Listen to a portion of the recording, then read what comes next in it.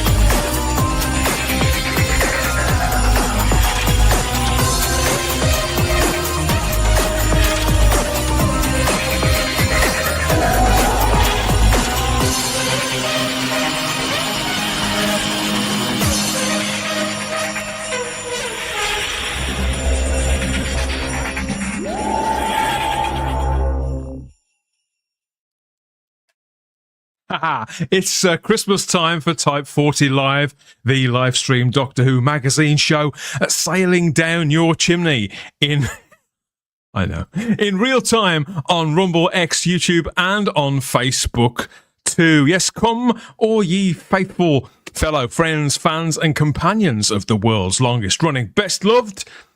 But check my notes on. Still, just about best loved sci-fi and fantasy TV series Doctor Who. All those decades, all those doctors, companions, and monsters, my word. And here we are, tinsel in hand. So yes, like fans of the Jodie Whittaker era, Christmas shopping days are now into single digits. We're ready to take the festive season full force in the face, as you can see on Type 40 Live's Christmas party show for 2024.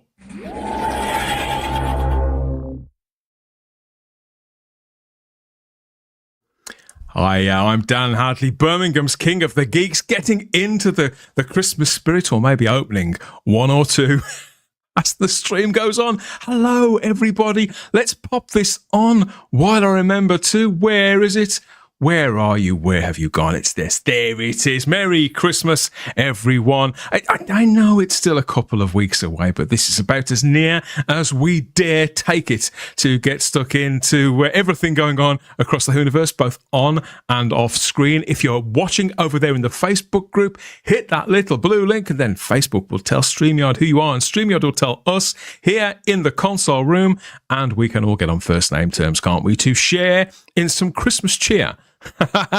We've got lots of little things to unwrap as the next couple of hours rolls along, as well as Christmas memories from the past to unearth as lips get loosened and memories get jogged. We've got several people to bring in. You'll be pleased to learn, and no doubt this is going to be yet another stream to remember. If I could I'm slurring my speech already. That's not a good sign, is it? It's definitely not a good sign. I think it could be because I've been out in the cold so much. It's awful, absolutely awful out there where I am. What's it like where you are? I think what we really need actually this time isn't so much a console room as a console fireside. This looks quite warm.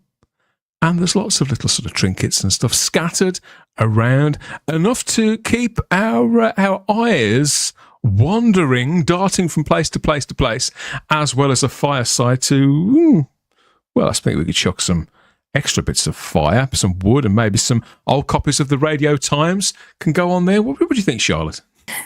I don't think you need much with the amount of wood already on screen. just need a bit of one of those chairs would do.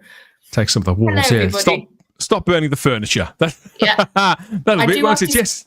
Say, I did quite enjoy in the chat before they were doing the 12 Days of Christmas, but a Doctor Who version. So that was quite fun to witness in the chat. I look forward to reading that. Let's get creative. Yeah, it sounds like they've started early. Definitely. But that's what Christmas is all about. Like having some indulgences a little bit earlier than you should. Yeah, I think this is about right for me. I start to feel Christmassy around this time. How about you? How are you? Is it getting that way with you? You know, is the Advent calendar open? Are you working your way down? Well, all week there's been Christmas songs on the radio, so that's usually gets me in the mood. But I haven't heard the Pogues, and that's my Christmas song. So I'm sort of waiting. I've heard all the others. It literally feels like I said to my mum, every single Christmas song, bar the Pogues. I thought you said I haven't heard the Pope. I thought, whoa. I know I'm not that religious. And at school they've been doing their Christmas play, so that's sort of when you see the kids in all their Christmas like gear, jumpers and Santa hats and the like reindeer horns. That also can't help but put a little bit of a smile on your face. Fabulous. Bless their hearts. I mean, for me, Christmas is about kids, obviously, but it's about firesides as well, and Victoriana and all that kind of thing, as well as sort of TV from the 70s and the 80s and the noughties, come to think of it, though. The 90s, why do I skip the 90s? I don't know. Maybe I think I spent most of the 90s sort of next to Comatose. But in a skip or near one, was that a lot of your time? A few too many late nights. If I don't remember them, maybe Anthony. Anthony, do you remember the 90s? I don't really remember the 90s. No, when you start talking about the 70s and 80s, Dan, I get all dewy-eyed and nostalgic. No, I think I probably walked through most of the 90s and probably the 2000s, to be fair. They all seem much of a blur. But hello, everybody. Good evening. It's good Were to be they back. a blur or were they an oasis? Good, Dan. Yeah, very good. I love that picture. I love that picture. Just nod and encouragement. Yes. Yeah, I love that picture you showed a moment ago. The fireside, that's sort of a very Christmassy picture, isn't it? I have a picture of myself from the 70s at Christmas time, not in a room as opulent as that, but it was Christmas time. And I'm doing my damnedest best impression of John Pertwee. So I've got a bow tie on, a frilly shirt. I show the photo. My hands are on my hips and I'm stood very grandly by all the Christmas presents and a Christmas tree. I often look at that photograph and know that I was destined to be a lifelong Doctor Who fan, whatever that means. But hooked from day one. Bringing the drama. Yeah, there are all sorts littered around here. Target books, for example, models and money boxes. There's a weeping angel sort of baby there too. There's a painting of Catherine. That's Catherine Jenkins, isn't it? Yeah, that's from the Christmas special, Christmas Carol. Lots and lots of Daleks and a very familiar scarf as well. I tell you what, I think this is nicely cluttered, but I bet it's a lot cleaner than the Nerd Den. I bet that place is a proper. Let's have a look, because Jack's with us, and let's see if he's keeping as tight a ship as this. Have you got the Mr. Sheen out yet, Jack? Miss Sheen, no, not just yet, no. Merry Christmas, mate. Good to have you Merry back. Christmas to you. Lovely to see you all again. Ho, ho, ho. And all that jazz. Yes. Merry Christmas, so we're just working out what we can spot here, Jack, in this fabulous Christmas picture that is decorated with Doctor Who objet d'art. Oh, I can see a Dalek, a baby weeping angel, a couple of baby weeping angels. Yeah. Some old Doctor Who books.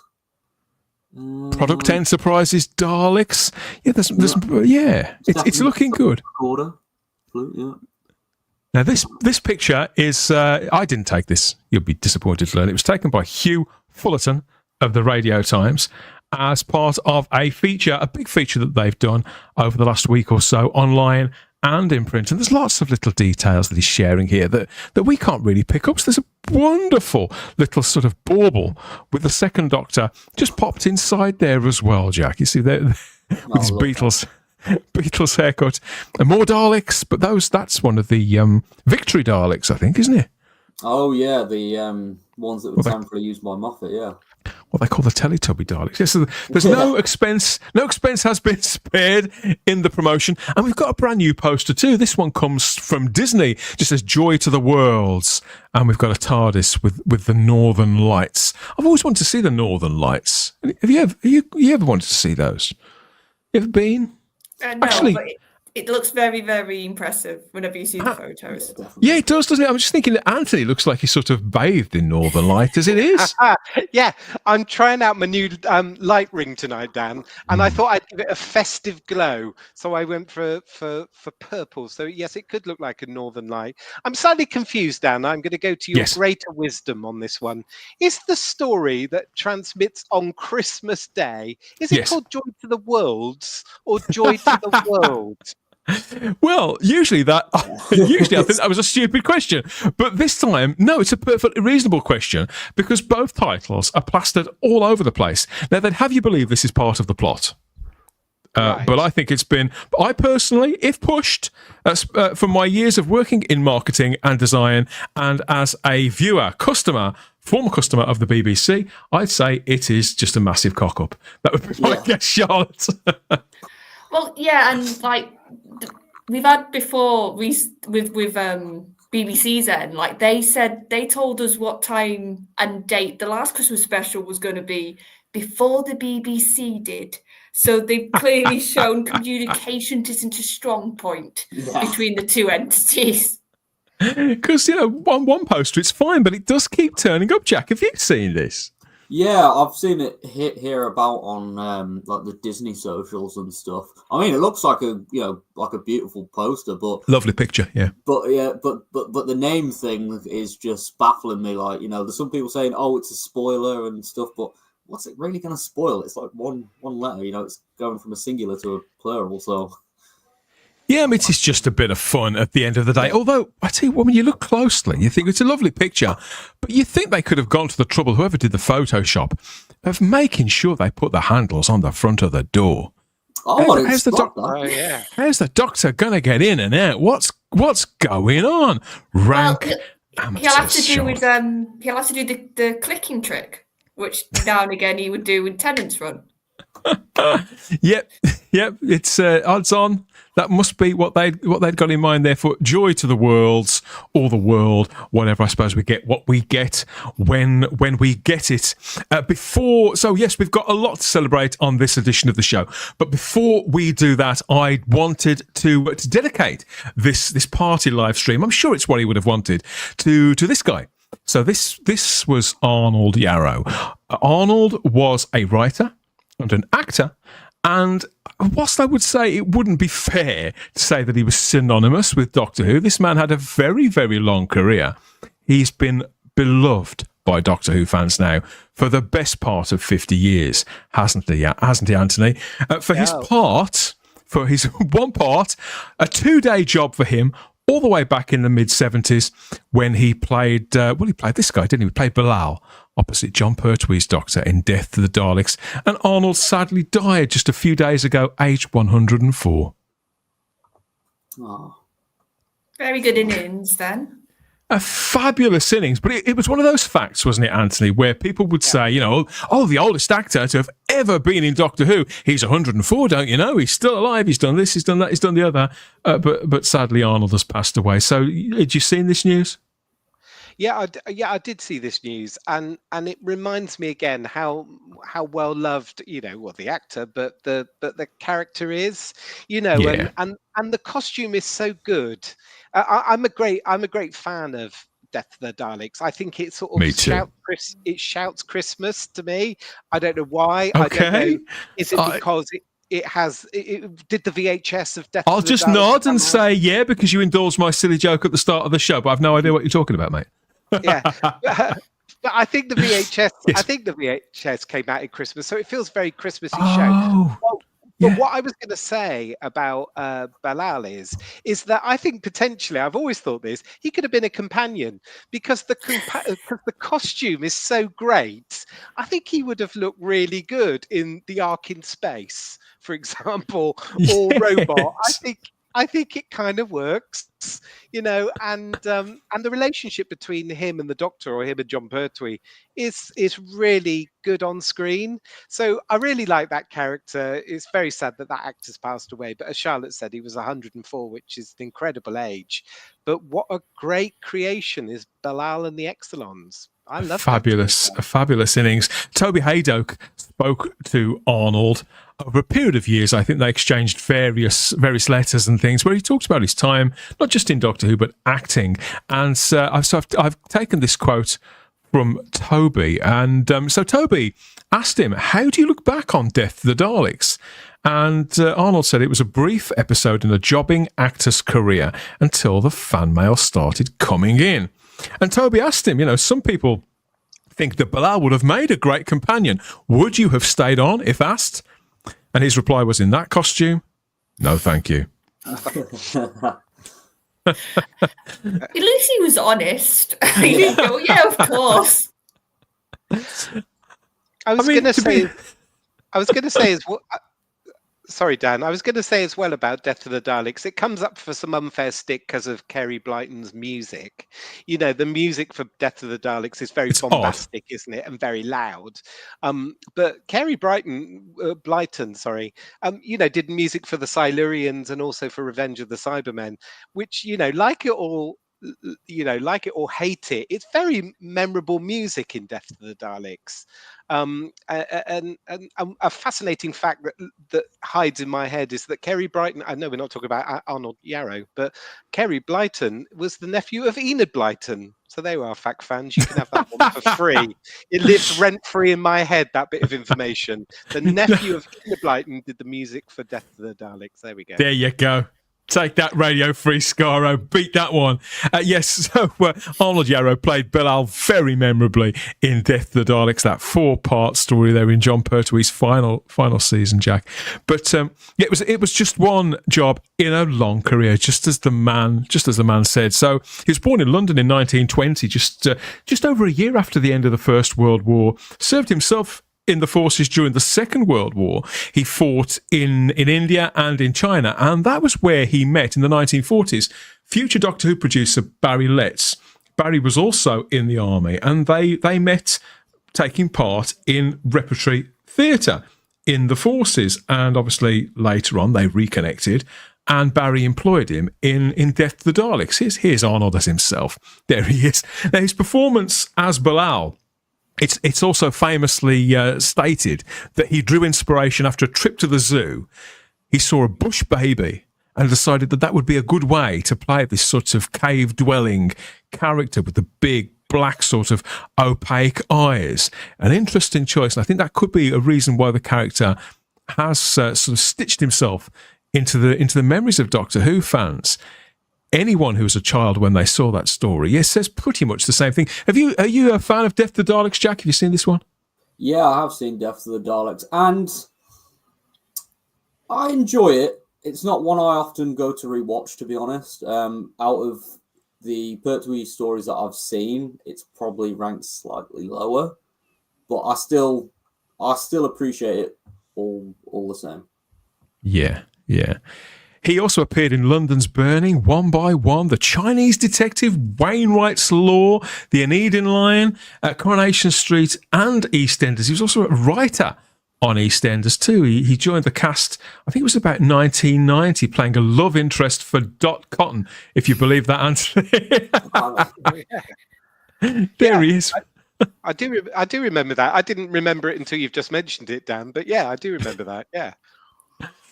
He wrote on several shows in the 70s and the 80s, dramas, things like Crown Court, all that kind of thing. This man had quite a career, but the thing he was most proud of was his time with the Royal Shakespeare Company. Probably being remembered for playing a humanoid bush baby for just a couple of days. You can understand if it was a drop in the ocean for him, can't you, Charlotte? But it's better to be remembered for something than for nothing. I'd take that. Oh yeah, and I think, especially back then, I must think the idea of having fan mail for one job must have been a bit alien to them, because like now it's normal for actors to do one role or have a show, and everybody talks about that one show they're in. Whereas then, like you said, it was normal to hop from show to show, from part to part. That's how actors sort of did the craft.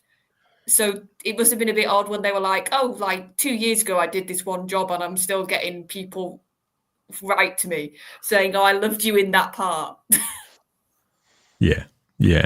Watching these old stories back, and sometimes I think in most stories, Jack, this is probably the same in New Doctor Who as well, too. Even though the momentum, even though they move slightly quicker, when you latch onto one of these characters, it can often be for the most idiosyncratic reasons, can't it? There are seriously some stories that I love and characters that I adore within them. When I say how much I love them, other people just glaze over or stare at me really strangely. Delta and the Bannermen, for example. Have I mentioned I love Delta and the Bannermen? So I get that look all the time. But Bilal does seem to be one that caught so many children's imaginations. And so Arnold Yarrow will be missed, and he will be respected for that part, albeit a very, very small part for a very short period of time. Bless his heart. I would imagine there'll be plenty of memories there in the live chat too, from people who revered him just as much, if not more than we did. So yes, keep those coming too. I know that a lot of you will have been as sad as we were to learn that Arnold had passed on. But yeah, nicer stories to talk about as we make our way through the rest of the show. And we've got this bit of fan art as well. Lots of artwork to look at. This one comes from Tom at T-Dwarf Productions. He's probably in the live chat already, so let's get it out right now. This is Tom's Christmas card here from T-Dwarf Productions with loads of his monsters. We've got Sea Devils, Silurians, we've got Daleks, we've got Slovene Jack. Blimey, look at all these. Wow. Quite a lot. Wow, there's a combination there. Wow, I love the Slovene as well. Oh, and look, he's done a snowman from the Snowmen at the back as well, Charlotte. Oh yeah, I remember when I saw that episode, and they creeped me out. Those snowmen. So I love the fact that and it was the teeth, it was the grin on them, especially when they animated it. But even that's magic sort of captured it, even if it's not animated, which is very, very impressive. But we know what Tom can do, so I'm not surprised.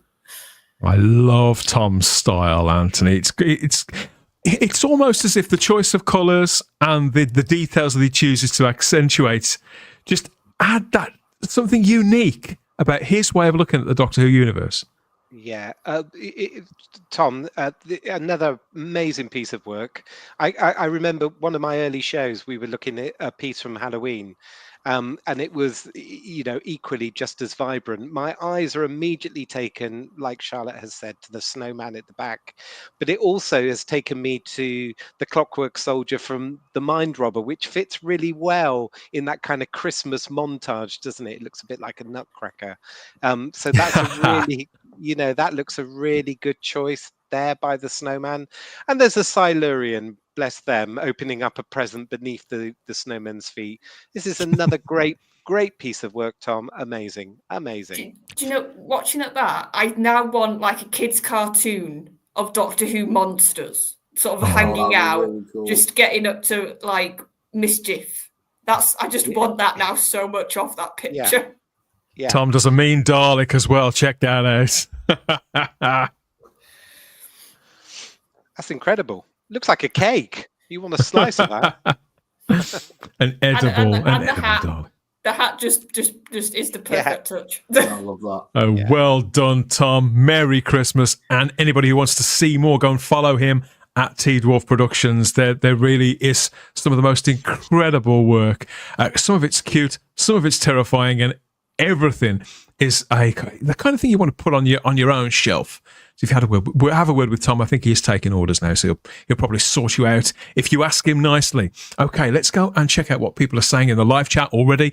See which Christmas greetings have been exchanged.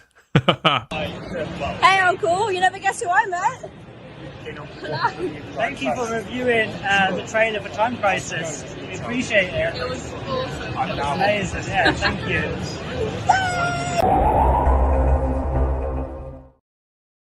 That's me in the background. I just realised. Is it? You were there. Yeah. We'll have to play that again later on. So that was Ian David Diaz's niece there, speaking to Luke and Megan from the Doctor Who fan film series DW 2012. And they're very good. If you want fan actual live action, they're some of the best. I highly recommend their stuff. Not only was Jack in that video, but you're actually in a couple of the episodes as well, aren't you? Yeah, I am, yeah. It's a lot of fun. A lot of fun. Yeah, so thank you to Ian's niece for passing on our messages, and thank you to everybody at DW 2012 there, because we reviewed the trailer that they put out, and that was their message back to us when Ian's niece grabbed them at the London Comic Con not that long ago. And let's grab some messages from the live chat. We've got lots to get stuck into, lots of Christmas greetings, I hope, some and what was it, some limericks or the 12 days of Christmas? I can't remember what you said it was now, Charlotte, but it was the 12 days, but a Doctor Who version. Oh, even better, even better. Let's get creative with everybody. Merry Christmas, says Gregory Jones. Merry Christmas to you, Gregory. Good to have you back. Oh, we've got hearts from Peter Harrington. Let's see. There you go. So that's how you know he started drinking already. Can't type anything. Just hit that button. Lots. Got to have you back. Eggsy Trek Jedi's in too. Good to have you with us as well. And we've got who's this? Okay, I think that's me talking about the Pope. Tom. So yes, we've got Tom from T Dwarf Productions. It's as cold as the planet Telos outside. Yes, it is. It's bitterly cold this evening. But we'll warm ourselves with talk of Doctor Who. We've got Vanessa Law in the live chat. Hello everyone. Happy and Merry Christmas.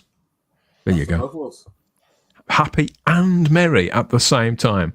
We have these comments go back quite a way. Lance Uppercut says, Merry Christmas to one and all. I hope everyone has a ball. Doctor Who on Christmas Day, but with a bit of bully. Also on, could Russell T Davies be made pay? Yeah, because aren't they've put it on opposite Bullseye. I think that's what Lance is referring to. I think I'd go with Doctor Who, but I do like a bit of bully, Anthony. Yeah, to be fair, yeah, it's a hard choice this year, isn't it? It is. Hail everyone, says Lord Thoth. Is Blankety Blank not on with what's his name? No, actually, this year it's not for once. With Bradley Walsh, no. Rose is in. Hello, chat time for tea. Type 40, happy 12th. Happy 12th of December. Happy Christmas show. Thank you very much, Rose. I hope you're well. Hope you had a good time at the weekend. I know you were at a convention, weren't you? At somewhere or another. I can't remember where it was. Merry Christmas panel and chat, says Rob Alexander. And we've got another Merry Christmas too. Merry Christmas. Oh, Darren, must you? You know I can't pronounce that. Merry Christmas, Darren and Wendy. You sod. Stephen Braddock says, Merry Christmas to one and all at Type 40. It's cold and horrible outside, but nice and warm inside. Watching Type 40. Here's to much merriment tonight. Christmas blessings, everyone. Ho, ho, ho, Jack. Ho, ho, ho, ho, ho, ho, ho. Christmas blessings, everyone.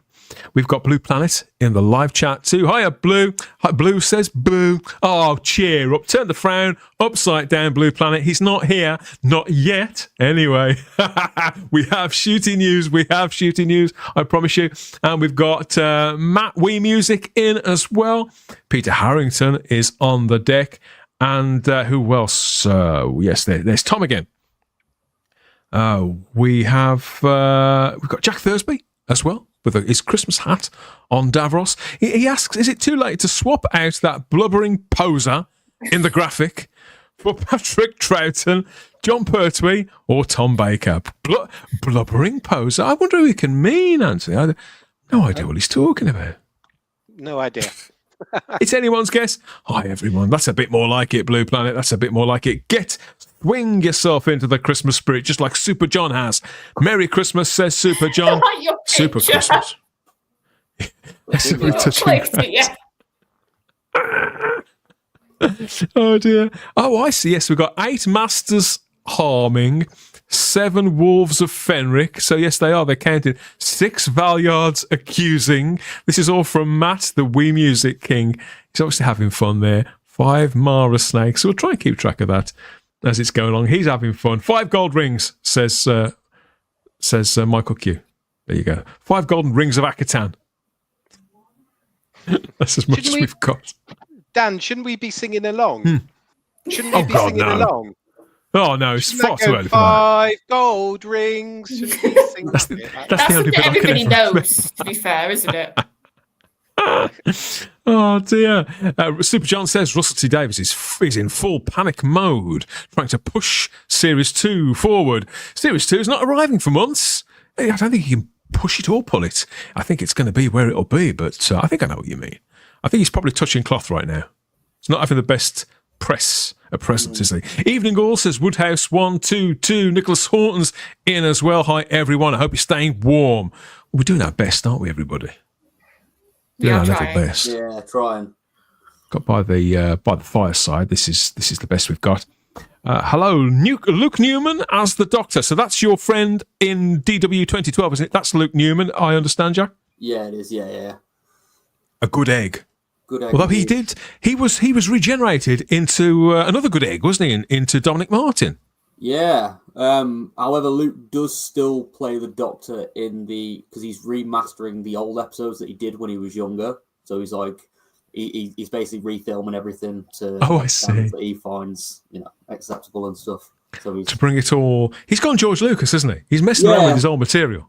Yeah, basically, yeah. He's trying to get everything up to a consistent standard. Yeah.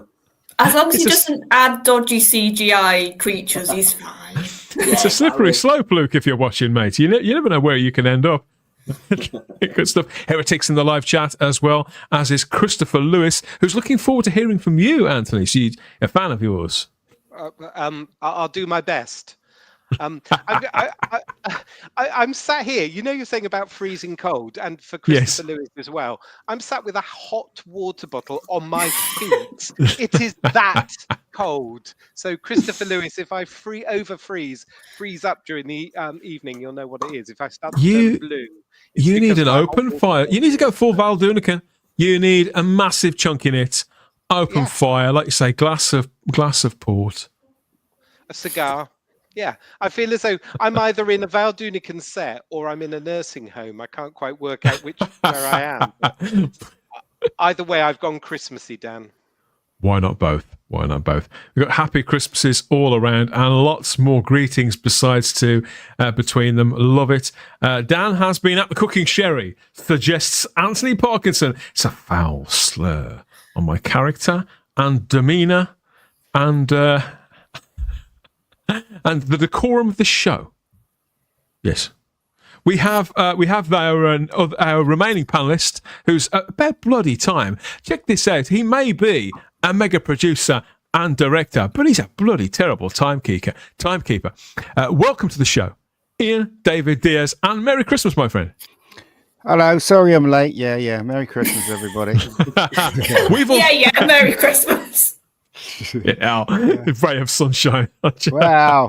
We are talking about shooty, so I'm not happy. So there you go. That's why I'm not happy. So only partially. Oh, good. Happy. That's good. That's good. Well, I'm glad you're here because I understand that this person is known to you. Hey, Uncle. You never guess who I met. Thank you for reviewing the trailer for Time Crisis. We appreciate it. It was awesome. Amazing. Yeah, thank you.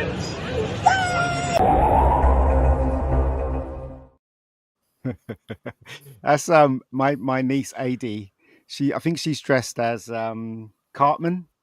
She's dressed as Cartman there. So I see. Yeah, I've been to a couple with her. Yeah, she's and by coincidence, did you spot Jack in the background of the video? I did. Yeah, he's in the back. Yeah, I saw him in the back. Yeah, looking at his phone. Was he looking at his phone? Yeah, he was looking at.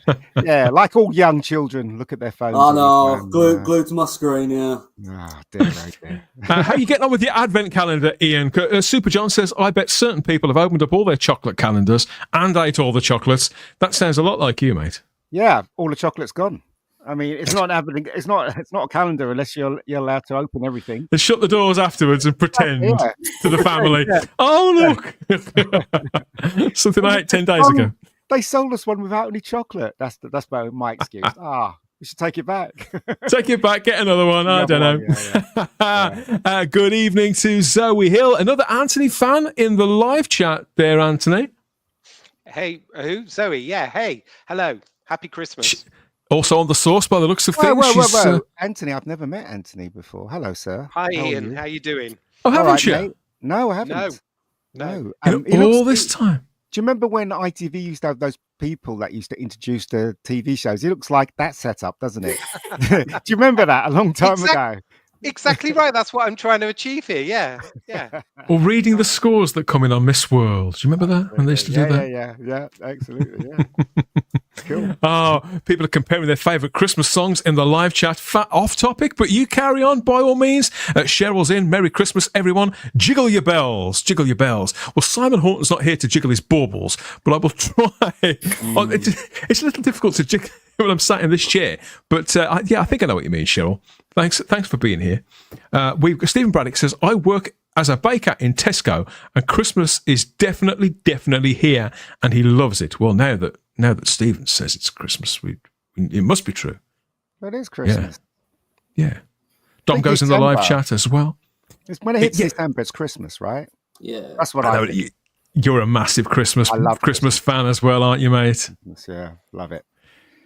Thanks for all the comments, everybody. Send us some more as the show is going along. We've got a lot to chat about, a lot to share, a lot to celebrate, and a lot to remember from Christmases past too, while we count down the days to Christmas Day and the present that everybody's waiting for, the Doctor Who Christmas special. Of course it is. Mate. What else? What else could it possibly be? Welcome to Type 40.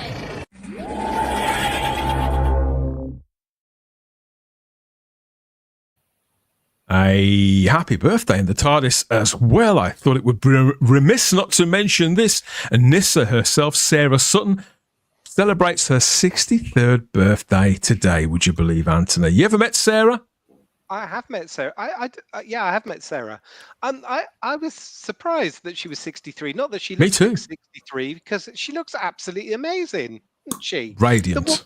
The lady doesn't seem to age. Very happy memories of Sarah Sutton joining Doctor Who. It was a time when I was definitely thinking I was becoming we talked about earlier, a lifelong Doctor Who fan. I thought she was great. So that did pop up in socials today that she was 63. I'm amazed she's 63. She looks amazing. She still looks amazing. She looks good. Yeah. Terrific as Nissa, probably one of my favourite all-time companions, and still playing the part to this day, of course, on Big Finish, Charlotte. But they brought her back, didn't they, for one of those special things that go along with the Blu-ray box sets a couple of years ago, her and Janet Fielding. Yeah, and then I think the most recent one, which was like when the Mara came back in it was her and Tegan. Yeah, it was quite nice. But she wasn't playing her character, was she? She was playing some kind of a vision of the character, wasn't she, as I recall? That's right. It was all spectral. Yeah. She was like the trick to get her into the TARDIS, to get her to be possessed again. Yeah. It's a happy birthday, Sarah. I always thought she was one of those actresses which, I wish they gave her more to do. In her run, because she clearly could have handled it. There's too many people in the TARDIS, I reckon, at that moment in time. So yeah, she was Peter Davison's favourite. Now he angled, because they wanted to get rid of her like the year before, Jack, but Davison sort of made them keep her on for a little while longer. But I can't imagine the Peter Davison era without Sarah Sutton as Nissa.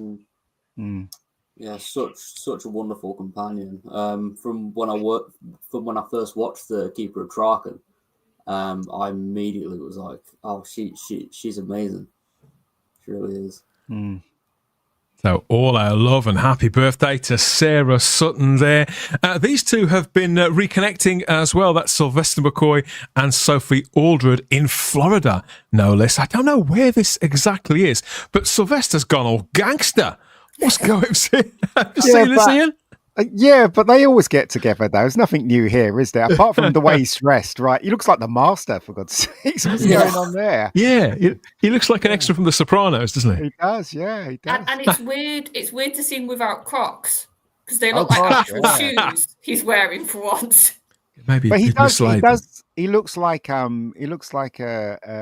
gangster that's his trophy wife, doesn't he? Coming down the stairs, waiting to play on the croupiers and stuff, isn't it? That's what he looks like, doesn't he? Although I don't recognize him at all. If he walked past me like that, I would never recognize him at all. Yeah. He looks very different there, doesn't he? One of the faces.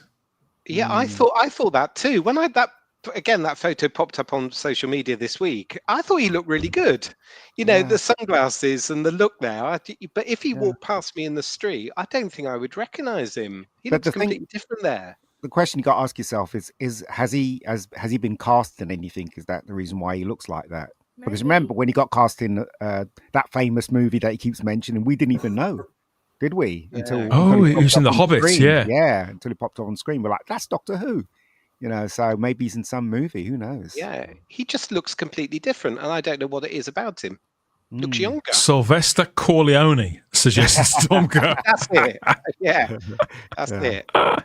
And Super John remarks that Sylvester is looking great there. Yes, of course. He's having a brilliant time. So I believe they were in Florida. Sylvester's been doing quite a lot of globetrotting the last few months with our friends at the Sirens of Audio. He was in Australia for a little while. So I think they were at another convention in Chicago. And now there they are, over in Florida as well. Peter Harrington says it reminds him of the Only Fools and Horses special Miami Twice, where Del Boy plays two characters. Yeah. But it's great for him, isn't it? And also because he's obviously a man of age, and so people of his age, they just sit in their couch, watch The Chase all day. But he's globetrotting and everything, so it's amazing that he's still doing that. Living it large. Yeah, apparently it's his final tour of Australia, but at 81, you can say, you probably see why he doesn't want to go. Doesn't want to go that far all the time now. Jack wants to take it perhaps a touch easier. Also hanging out this week with the Radio Times, which is where we got the pictures of the fireside from, is Stephen Moffat and Russell T Davies. The showrunners have been getting together, if you believe what you're seeing here, to decorate the tree and sit by the fireside and have a bit of a chat there in those photographs. So this is all part of an article at the Radio Times, in the Radio Times on their website, as well as a promotional video. I mean, Stephen Moffat looks like he's been held against his will, doesn't he? Russell's slightly more at home in this one, but there's a video, like a 5-6 minute video of them together chewing the fat and talking through old times and comparing notes on favourite Christmas specials of one another's. Has anybody caught this video? No, I know they've been doing like dual promoting, but I haven't seen the video. Yeah, it is. It's the kind of fluffy stuff you'd expect, Anthony. That there's lots of roaring laughter, a little bit of backslapping, but it looks like it falls very much to them to promote this special between them. Yeah. I'm really surprised, Dan. To be fair, that Russell gave Moffat the chance to write this Christmas special, and there's lots of reasons, isn't there? He's busy with series 2, etc. Apparently so. But I was always, I always thought Russell kind of quite liked Christmas and liked writing the Christmas episode. So to hand it over to Moffat, fair enough. It just seemed a bit of a surprise, to be honest. I thought that his first year back, I know he did Church on Ruby Road, but I would have thought that he would have wanted to have done that special. So I'm still quite surprised about that. But because apparently it was like mostly written. They'd got a guest star in mind as well, who was involved. I think we broke the story of that on this show, and then in the end it didn't happen, and the script went out the window. Maybe they'll use it eventually. Who knows? But it's fluffy stuff that you'd expect, but it does make you wonder. Where is Shooty? Oh, I see. Yeah, he's appearing trouserless at the National Theatre at the moment in The Importance of Being Earnest. So far too busy to promote his job, playing Doctor Who for us. So it's falling to the showrunner and the writer. So Bad Wolf and Disney Plus may be at odds. I think we've probably covered that quite enough. But Russell's also been all over BBC One, and this got people's attention just a few days ago, Charlotte. He was on the One Show, which they'd have you believe this is BBC One's sort of flagship entertainment show. Stripped across the week, isn't it? About 7 p.m, Monday through to... Is it on 5 nights a week now? I think so. I think nowadays it is. Something like that, yeah. So Russell was there doing his bit, doing the sort of the hugging and the smiling and the laughing and all that kind of thing. TV doesn't come much fluffier than the One Show, does it, Jack? Fluffy is one way to describe it, yeah. Yeah, I mean, it was nice seeing him on there. You know, the episode finally getting some promotion and stuff, and yeah, there was a couple of interesting comments made. Yeah, I mean, I'm looking at Roman Kemp, Stacey Solomon, Alex Jones there. I mean, look at that, must be at least 200 grand's worth of vinyls there on display on their smiles. Yeah. It's a lot of cash up on screen. But so Russell T Davies was there, and they mentioned, it's sort of in passing, they mentioned Doctor Who. A lot of it was fluffy stuff. But what he did say that was of interest, I suppose, to us in the hardcore fan base was this about the special. When pressed about on the special by Roman Kemp, he said, "It's sensational," which is the kind of thing Russell T Davies always. Yeah. There's lots of scares. There's a planet in the far future that's absolutely terrifying. There's a trip to Miami. Ian, that could be where Sylvester comes. Probably. There's a trip to Miami. It's very, very, very good, and it's coming sooner than you think. And that's what's got people... Christmas. Of course it is. Oh, dear, oh, dear. So, yeah, that's got people talking. Because he's actually he's actually talking about the next season there, where he says it's very, very good, and it's coming sooner than you think. But when he says it's coming sooner than you think, Jack, I mean, the way I look at it is that depends who you are and what you're thinking. Because the one show is about as mainstream a TV show as it gets. So when he says it's coming sooner than you think, when he says you, I think it's more likely he means the mainstream audience who are used to Doctor Who only being on once every couple of years for a new series.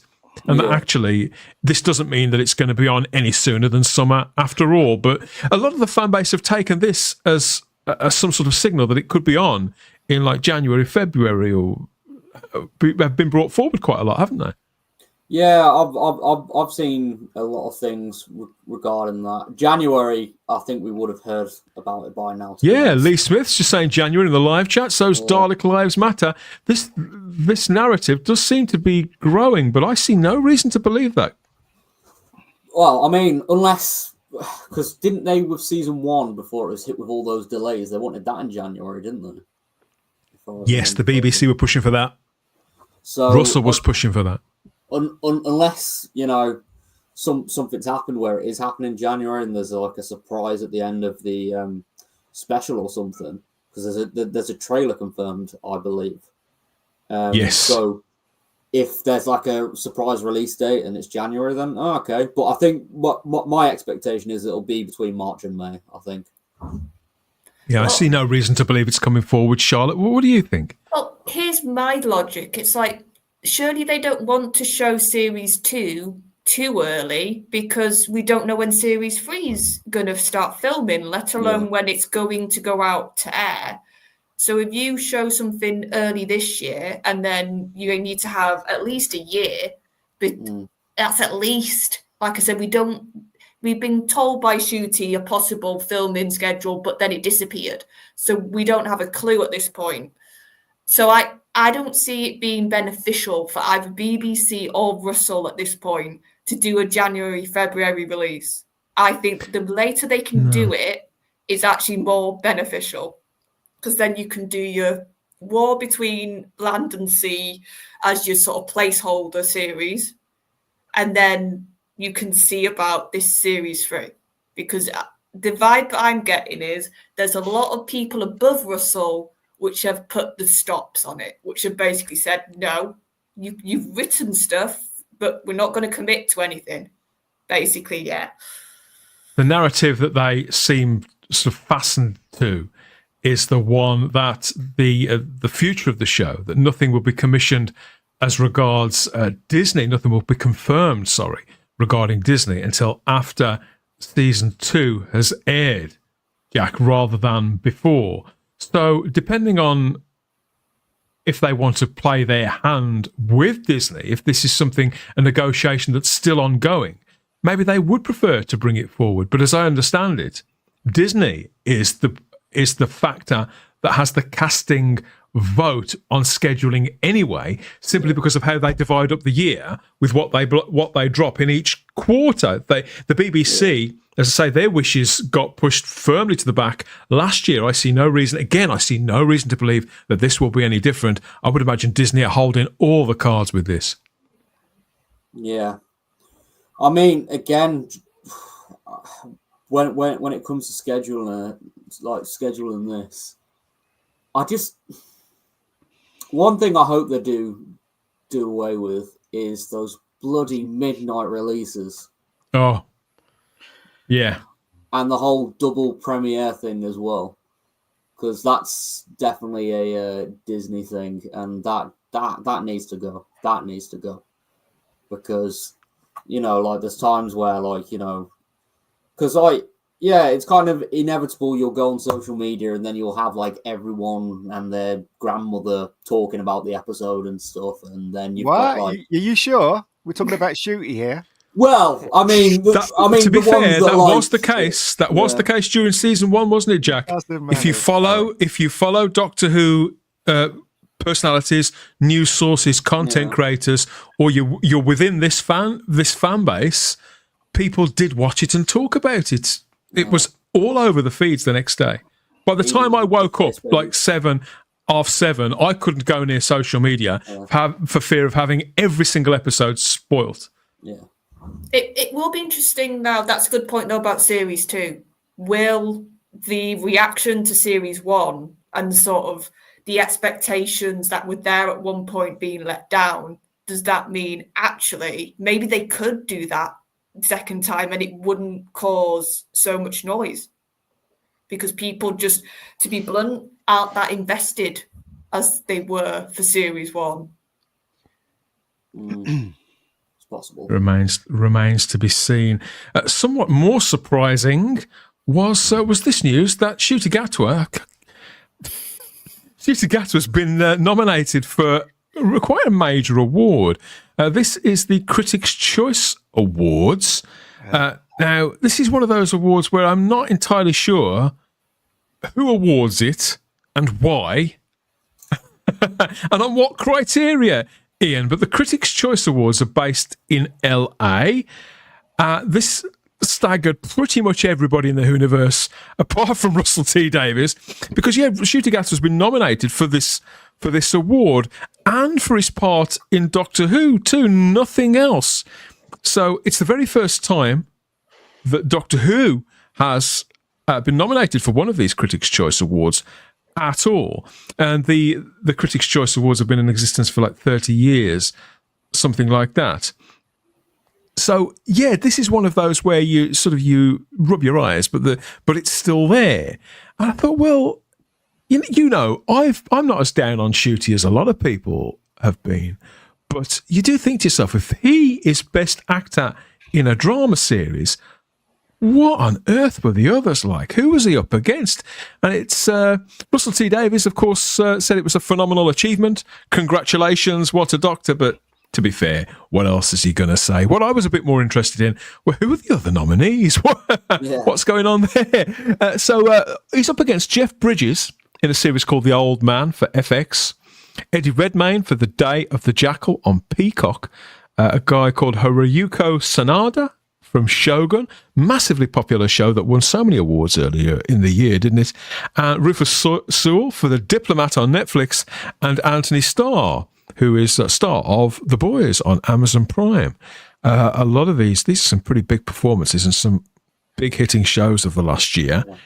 I can't see Ncuti standing a cat and mouse chance of winning this, Jack. But why is he nominated in the first place? That's the question, right? I've got a cynical reason. Go on in. I feel like at the moment, like the industry at large, and I think a lot of it is coming from America, weirdly, it's every couple of years they pick an actor which they want to force to be the new A-lister. They want to force to be the new star. And it feels like they're all sort of circling Ncuti at the moment, and they're trying to make him this household name, this future sort of up-and-comer. When I'm sorry, there's a lot more British talent around, which I would say have got a lot more bigger roles, have been in bigger hits, and have got a hell of a lot more presence and acting ability than Gatwa, but he seems to be almost this destined one, which the industry is trying their best to make happen. So I think he's going to get, honestly, a lot of awards or nominations to sort of have that image of, look at him, he's getting all this attention, he's getting all these nominations, because it's all fake at the end of the day, and that's what Hollywood does. They try and fake. I have seen the rest of them. I've seen Old Man, which I think Jeff Bridges is really good in. I saw a bit of Shogun. That guy, the main star, he's really good. Majority of the nominations are really good, actually. Shogun was the series that won all the Golden Globes, wasn't it? Yeah, man. Yeah. So there are some really good shows there. The question, it just puzzles me. It's obvious that it's a big setup, and they put him in there. I think Lee Smith says if he wins, it's a fixie.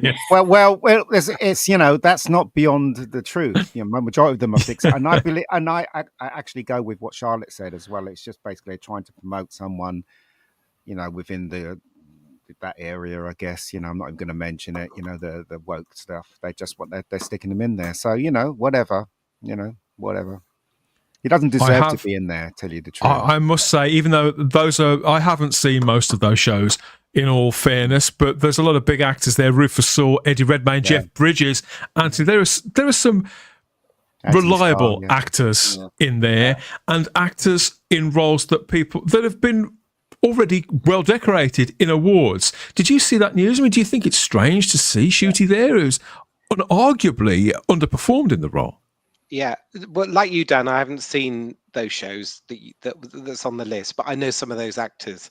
And, and if I had to choose between Ncuti Gatwa being the Doctor and Eddie Redmayne being the Doctor, for my personal choice, I'd go with I'd go with Eddie Redmayne, because I think he's a fantastic actor, and I think he'd be a fantastic Doctor. And we were talking about the One Show. He was on the One Show years and years ago. And he was talking about Doctor Who, and he said, "Look, I'll bite your hand off for it. It's a part I'd love to do." So when I see that list, and I think of Ncuti, and I think of Eddie Redmayne, I know where I'd put my vote. Yeah, same here. I'm a Doctor Who fan. So yeah, I don't quite know why that popped up and why he was there. I've said many times on this show when we've talked about Ncuti, if he had been in more episodes or had dominated for more screen time than he actually did, because there were some episodes where he was obviously not there at all. So to make or to give him award for Doctor Who in a series where he didn't feature that heavily, I'm also very suspicious about, because he hasn't, for me, left a mark in my head that he's the Doctor because of that very small screen time that he had for that series one. I have to agree. So yes, it's going to be a little while until we find out how the lead in our favourite show fares. So Sunday, the 12th of January 2025 is the date for the awards ceremony. It's broadcast on a channel called E. It's called the Critics' Choice Gala Awards, hosted by Chelsea Handler. That's not a real name, is it? Surely not.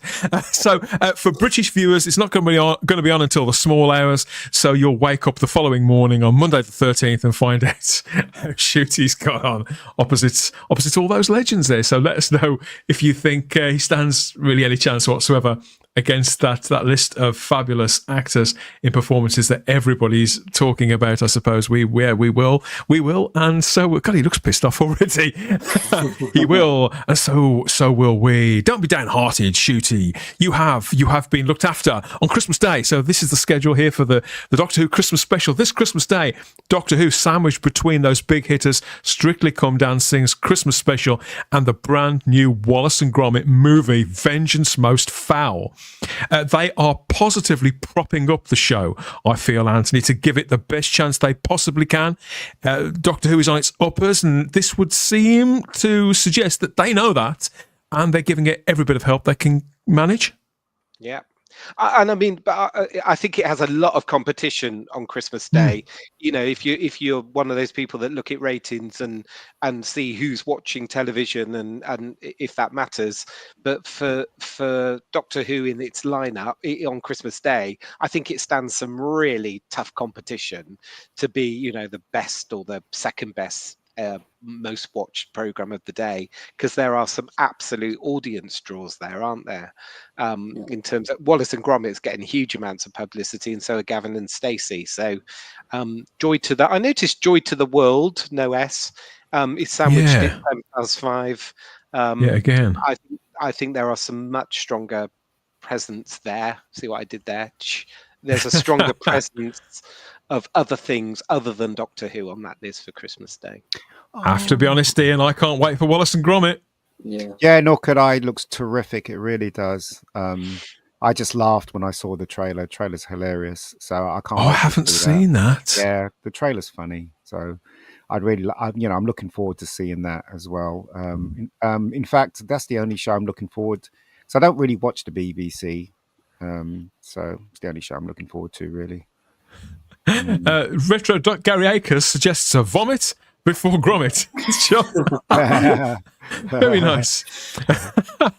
Yes, so that's the schedule. Let us know what you're looking forward to and how you think Doctor Who will fare. I can't see it doing as badly as it did last year, particularly as it's the sandwich, the filling in between two big shows like that on a pretty strong schedule from the BBC, their strongest in several years. Has it gone out early, Dan? Because when was the last time? I think it's around the same. I think it's around, it may have been around 5:20, 5:30 last year, but I think it's sort of floating around the same general area, sort of early evening. It was around tea time from my memory last year, because I remember I didn't watch it live. I caught it on iPlayer pretty much. What about because it'd already been out? What about when Matt Smith did one? Did that? Because I keep thinking it went out. More often than not, I think they were around that time too, weren't they, Jack? It's always been around that sort of 5:30, 6:30 slot. Right. Yeah. Okay. I believe so. Well, because Strictly... You guys can tell me what it was all about, right? Well, Strictly is the show that has and does continue to be the BBC's most bankable on Christmas Day, I feel, Anthony. That's in the King's Speech, obviously. Yeah. Thinking about your comment about timing, though, Dan, I always my memory was that the David Tennant Christmas specials were more in keeping with that consistent time slot of 7 o'clock. Yeah, that's what I thought. Yeah, the initial ones were, yes, in all fairness, yeah, they were. But I think from when Matt Smith took it over, it did start to drift earlier. Yeah, and it was at that moment, because it did quite well at 7 o'clock, and then I always used to feel a little bit of angst when it sort of drifted towards that tea time slot, because I felt that was going to not do as well in the ratings. Because they had that consistent, didn't they? All through those early runs, it was on at 7 o'clock, 7 o'clock, 7 o'clock on a Saturday, and people knew where it was. Wasn't Strictly on later on, like in the evening? I don't understand why they put it on so early. Because they used to have Doctor Who at 7, and then it used to have something big after Doctor Who, like EastEnders or... Well, I don't know if I'm remembering this wrongly or what, but I seem to imagine Strictly used to be on after Doctor Who, and now it's on before. Yeah. That's what I used to remember as well. I don't know if it's true. Maybe somebody in the chat could remind us or tell us, the time that David Tennant ones went out, because I could have sworn it was 7 or even half 6 even. 7. Yeah. I tell you what, it's a good job they didn't mix up the captions for these pictures, isn't it? It could have got quite wrong. So Stephen Braddock says if Doctor Who doesn't get good ratings between Strictly and Wallace and Gromit, it never will again. Yeah, this is the best possible chance that they could give the thing. And there's some new pictures floating around as well, like this one of the Doctor. I think we commented about his dressing gown on the last show, didn't we? With the newspaper under his arm and a couple of mugs. Strangely enough, I mean, who wears their dressing gown over the top of their actual clothes, their trousers and shoes?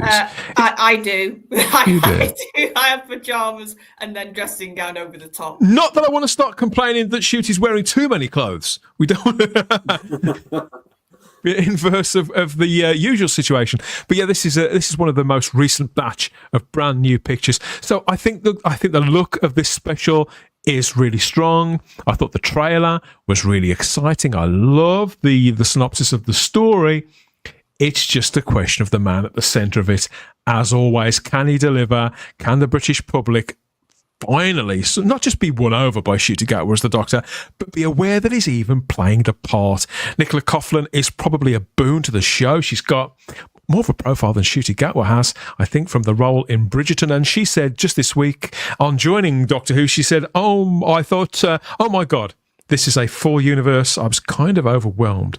But then I thought the thing to do was just to try to do my best acting and hopefully make the Who fans happy. See, that's how you interview. That's what you I know. say to fans. I had to read this twice. It's not that hard. It's like she's just saying, I'm going to try my best and I want to make the fans happy. I couldn't believe my eyes when I saw this, Charlotte. I thought actors don't say shit like this anymore. No, and it's quite plain, and I'm saying that in a good way. She's not saying, "Oh, my part's amazing," or "This is the best acting of my career." There's none of that. Yeah, very, very strange. So this was her talking to the Radio Times. Doctor Who's got a cover this week for the run up to Christmas. I mean, it's as pretty much as cheesy as you can possibly get. I mean, they're supposed to be out in the freezing cold, but Ncuti looks he's happy. He's playing with a small change again. So I suppose that could be how he's keeping warm. I don't know. So there they are. That's in the shops right now, as is the double issue as well with Wallace and Gromit on the cover. So you've got a couple of different features in both of those, including the chat with Nicola Coughlan and the preview with Russell T Davies and Stephen Moffat. The price of these TV guides now is through the roof, Anthony. Have you seen? Oh my goodness! Yeah, we were talking about this a couple of weeks ago. I've collected the Radio Times Doctor Who covers ever since Marco Polo, so of course I've got to get this one as well. It was something like £4 or something, £4 or £5. It's unbelievable. Yeah. Takes the piss. Domgo says there's no way Doctor Who is going on the telly when family members are around the telly. There are small kids there. It is meant to be a family show, Domgo. I know what you're saying, but hopefully this one is one of the more family-friendly episodes of the series again. I think it certainly looks very family-friendly. It looks very crowd-pleasing so far. But I can see why people may have been put off by not wanting to put their children in front of it after some of the content in the previous series. What will be more camp? Asks Anthony Parkinson. Doctor Who or Strictly Come Dancing? Let us know in the comments which one you think could be the most camp there. For people who prefer old school thrills, Doctor Who and the Daleks is getting another airing. Now, this is on Sunday, December the 22nd on Film 4. If you haven't seen it or you don't own it on physical media, another chance to see that very first Peter Cushing movie we were talking about last week when we marked Jenny Linden's birthday. Anthony, a bit of a favourite of yours, I suspect, this movie? Oh, amazing. And when they were remastered, was it last year or the year before? Yeah, last year. Last year. They had a screening across the country, didn't they, of Doctor Who and the Daleks and the Invasion of Earth 2150 AD. I love them. I know lots of fans who hate them because they don't sit in the continuity of the series, but for standalone films, they're colourful, they're exciting, they're brilliant, and the Daleks are massive. So who wouldn't love Doctor Who and the Daleks? Well spotted, Dan. And it was screened at the NFT, wasn't it? Yeah, it was screened at the NFT. Yeah, I think these films are really in from the cold now, Ian. It's a lot more the done thing. You can admit to loving these movies, and it's sort of no harm. No, I love foul. the first one more so than the second one. The first one. Funnily enough, that was the consensus last week as well when we were talking about Jenny's birthday. Yeah. Super John thinks that Doctor Who is going to suffer at that time, that 10 past 5, time slot, because people will be eating their dinner or sleeping. The thing is, though, yes, you're absolutely right. Some people will be sleeping after their meal in between. But the telly will be on. They don't care whether people are actually watching it or not, as long as it's on. I mean, I know that sounds facetious, but there is some truth in that. Domgo says that 10 past 5 is the no man's land of the Christmas. That's not true, Domgo. It's not true at all. There's no such thing as a no man's land on the biggest TV day of the year. I think we should be fair about this. I know you're black pill to buggery on this, but you've got to be fair. Lee found the trailer boring with the dinosaurs and the running around. I think again, I can understand people not being excited. But I don't think it was a boring trailer. The trailer was absolutely fine. I haven't even seen the trailer. Is it good? Oh, it's all right, Ian. He cries in it, so we know He that. does cry. I don't want to know then. I don't. It's got a certain amount of pep, and there's a lot of spectacle in it, a lot of momentum, and a lot of colour. So, and there's a lot of daring do in there as well. So things, roping things, and people, the Doctor standing on a train as it's looks like a speeding train. So there's a lot in there. I think it's a decent trailer. But I saw a decent trailer to Agatha All Along. Exactly. So you can make a good trailer for a bad show. It's fine. It is what it is. I'll be watching Type 40 for the review. So there you go. Not watching it. My mate PH there says, I wear my dressing gown over my clothes. It's nice and cozy. It's just me. So it's you and Charlotte there. So obviously just me that's immune to those charms. Another Christmas treat for classic fans too. Now, I noticed this. Wondered what was going on, because the BBC, obviously they've got their social medias, haven't they? They've got social media channels, all the big platforms, there they are. But in recent times, a lot of the focus has been on the Whoniverse, on the iPlayer. What I didn't expect for Christmas was for the BBC's classic Doctor Who YouTube channel, which has been languishing unloved for years now, has been given a refresh. Seemingly at complete random. It's a welcome one, don't get me wrong. But what they've done is they've put selected classic stories up there on YouTube in full to stream there completely free. Including Spearhead from Space, which obviously is the story that follows the War Games, which we're going to get in colour in a couple of weeks' time, Ian. So this is a good thing. The last time I was on that channel, right, they were still showing the crappy, like the quality wasn't very good. So I'm hoping they've upped, because they've obviously everybody knows they've done the Blu-ray and stuff. I'm hoping they will screen them instead of the versions that have been showing, because it looks crap when you're watching it that way, and then you have to go back to the Blu-ray and go, right, this is how it should look on the BBC. Yeah. But anyway, whatever. Yeah. This could reach people who sort of half remember Doctor Who, or people who want to watch while they're commuting or something, Anthony. Maybe they'll start promoting this, but I just think it's very curious, just over a year on from the launch of Whoniverse on the iPlayer and all that fanfare, for them to dust this off. Do I have the right? Yeah, I would agree. This suddenly popped up, didn't it, this week? That this this website, this page, which has been dormant for a couple of years, is now showing selected episodes. I think they've added Invasion of the Dinosaurs on there this week as well, and Warriors of the Deep suddenly popped up.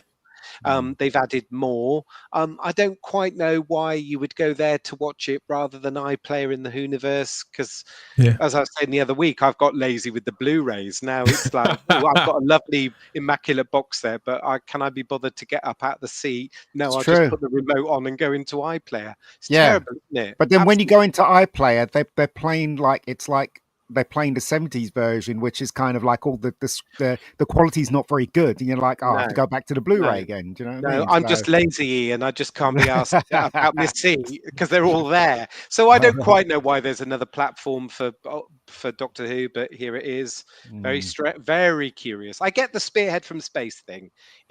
That's kind of why I thought they were doing it with regards to War Games. But I'm not sure about the others. I have to give a warm reception to anywhere they're going to put the classic story show.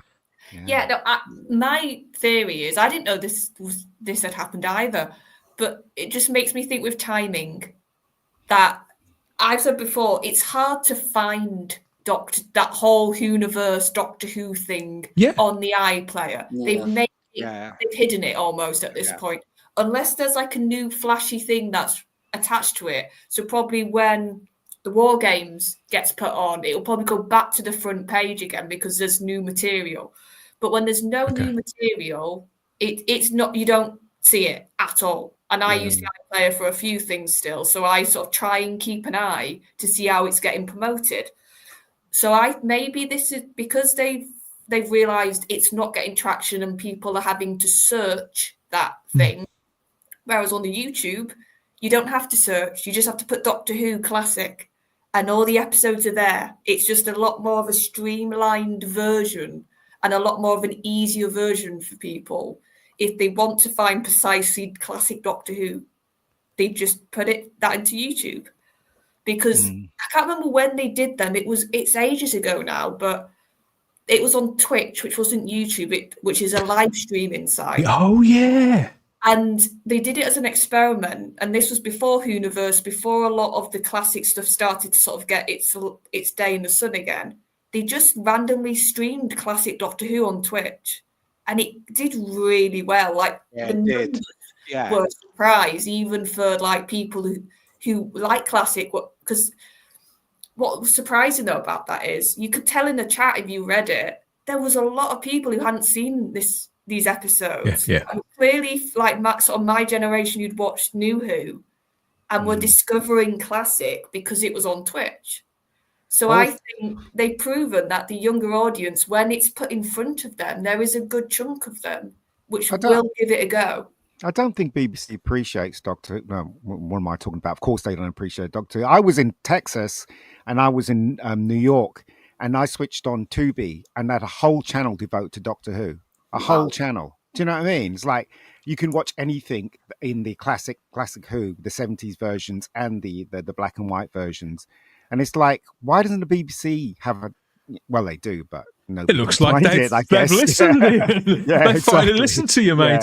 Richard Brooks says, I'm glad to see proper Doctor Who available on YouTube. And Domgo says, what you said, Charlotte, you need an award to find Doctor Who on the iPlayer these days. Yeah. How strange, after all that fuss, Jack, of the Whoniverse and the fancy graphic and stuff. I wouldn't be surprised if the Whoniverse marketing and brand falls away after the next year or so, to be honest.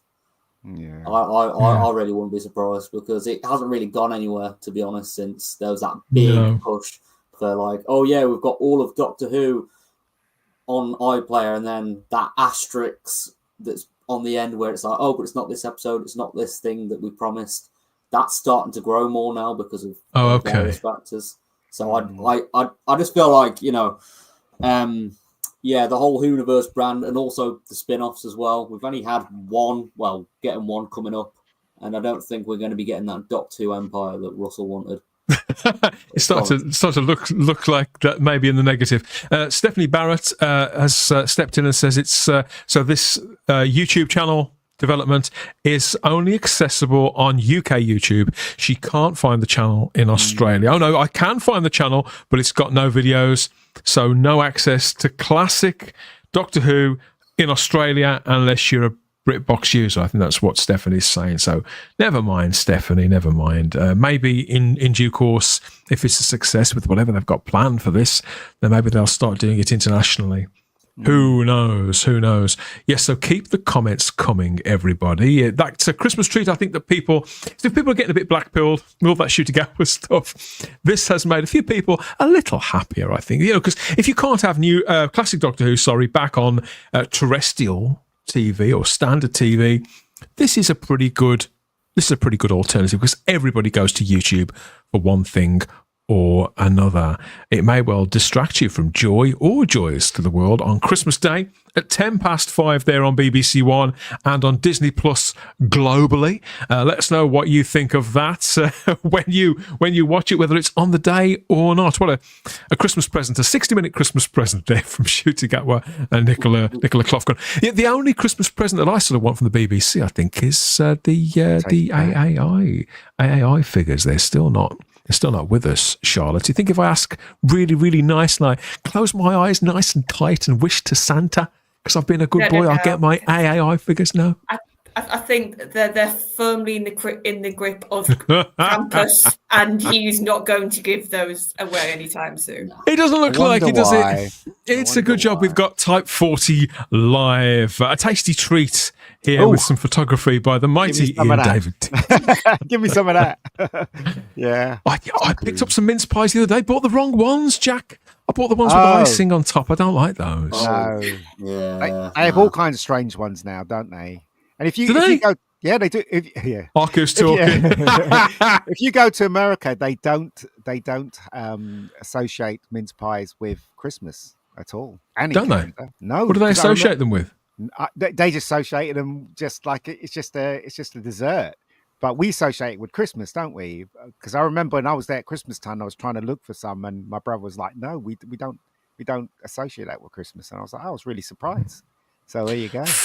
Look at these fantastic facts here from Type 40 live streaming across Rumble, X, YouTube, and on Facebook. We don't just bring the facts, we bring the mince pies as well. And although this is our Christmas party show, our traditional big wrap-up, this is our 5th big Christmas party show.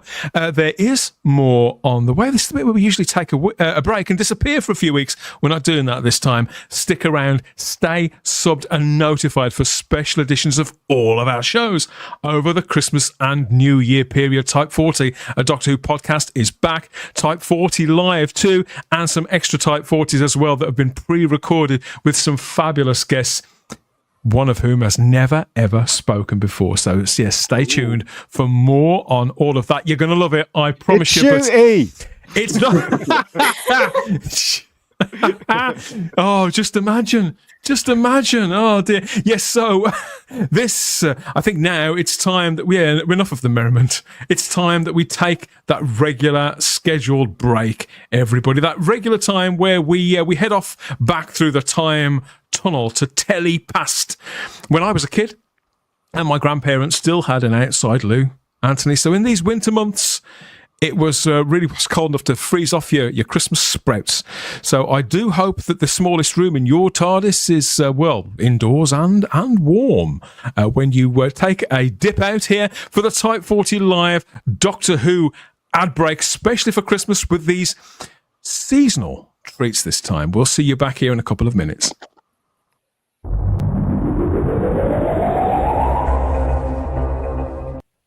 Incredible. Spend $4.99 on an Iceland chicken and get free potatoes, peas and lemon meringue pie worth £4.37. Iceland, make it easy for Mum.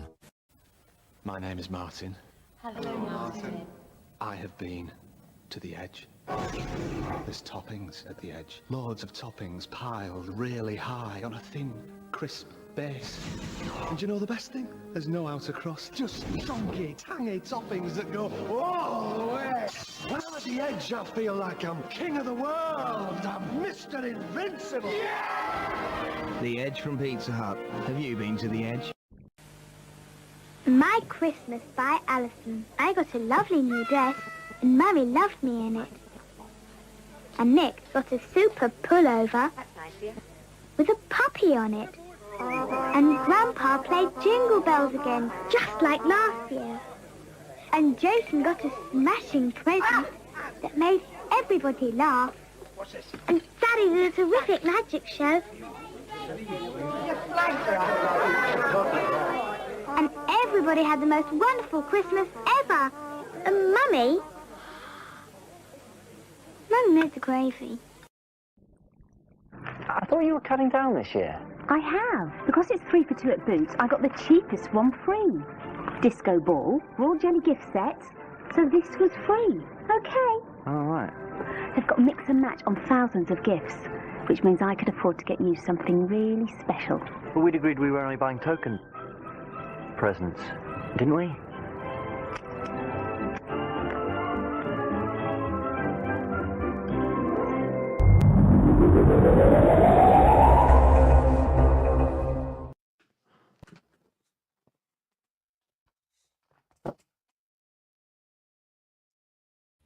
Yay, welcome back to Type 40 Live's live stream Doctor Who Christmas party for 2024, clocking all the fixed and not so fixed points in the Whoniverse, both on and off screen for Christmas. Oh, we appear to have been snowed in, but that doesn't matter, does it? Because we have our memories to share, our excitement to Well, okay, we've got our memories to share of Christmases past and maybe look to the future. Who knows? It could end up being brighter. So that was the ad break and some Christmas treats and some fabulous faces from Doctor Who's past, faces and voices, including the wonderful, much missed Linda Bellingham there, who was so terrific, wasn't she? So memorable as the Inquisitor back in 1986 as part of the Trial of a Time Lord season. And there she was at Flogging Gravy, which is kind of what she was most famous for, wasn't it, Anthony, back in the 80s and the 90s? Yeah, absolutely. and little wonder, John Nathan Turner with all of his, his casting, and some people liked it, some people didn't like it, but here was a hugely well-known,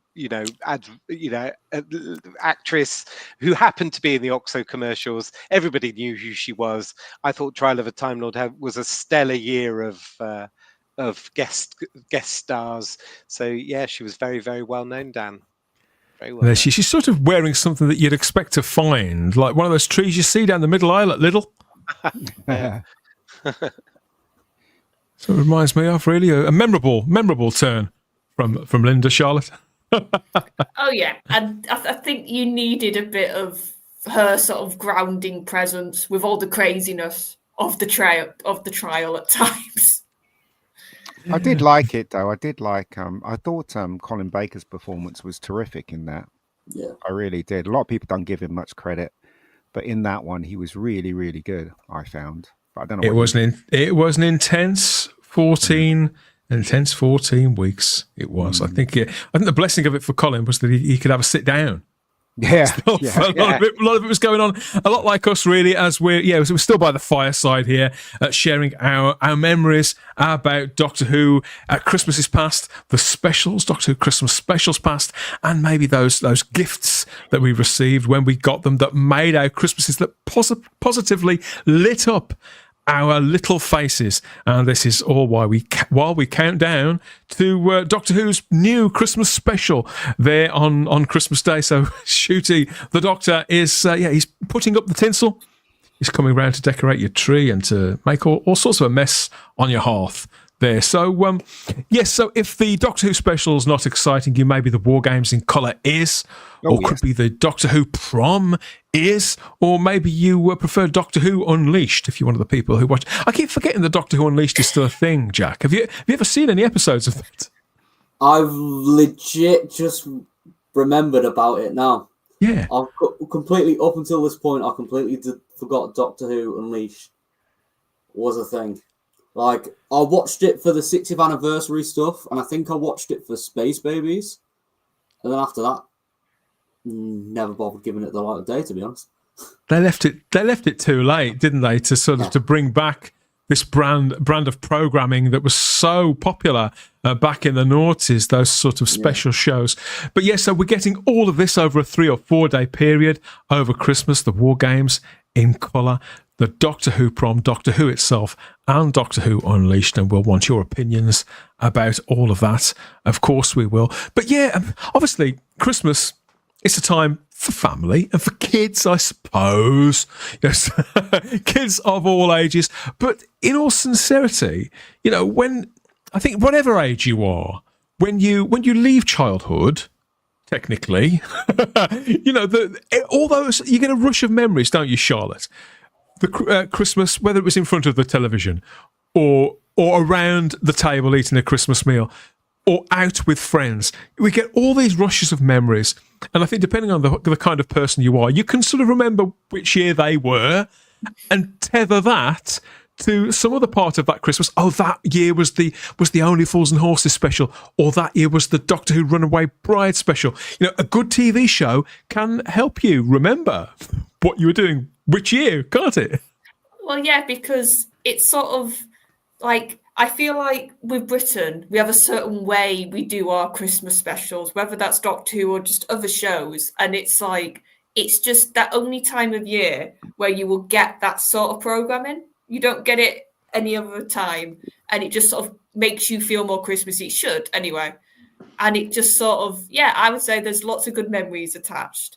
And I think what I loved about the Christmas specials before was they didn't just do a little bit of Christmas. It was full-blown tinsel, Santas, robots. Like, it was just full in your face. And that's what I think it should be, in all honesty. I really think you've got this one time of the year, capitalise on it and go for fun. Go for broke, in a sense.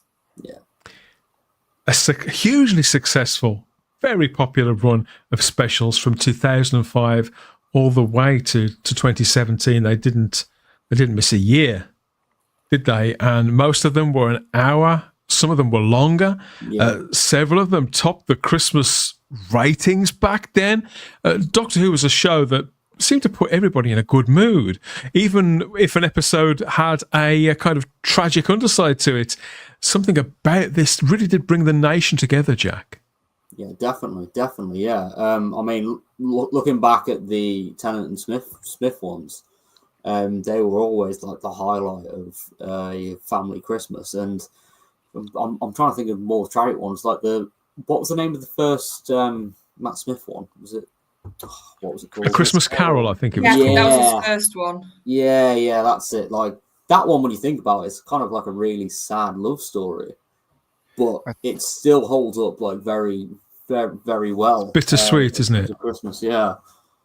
I think the best one was the one with Kylie Minogue, and the reason why I say that is because it was totally unexpected. I didn't think people were going to die. I didn't think Kylie was going to die, and at the ending, the people that deserved to die, they didn't die.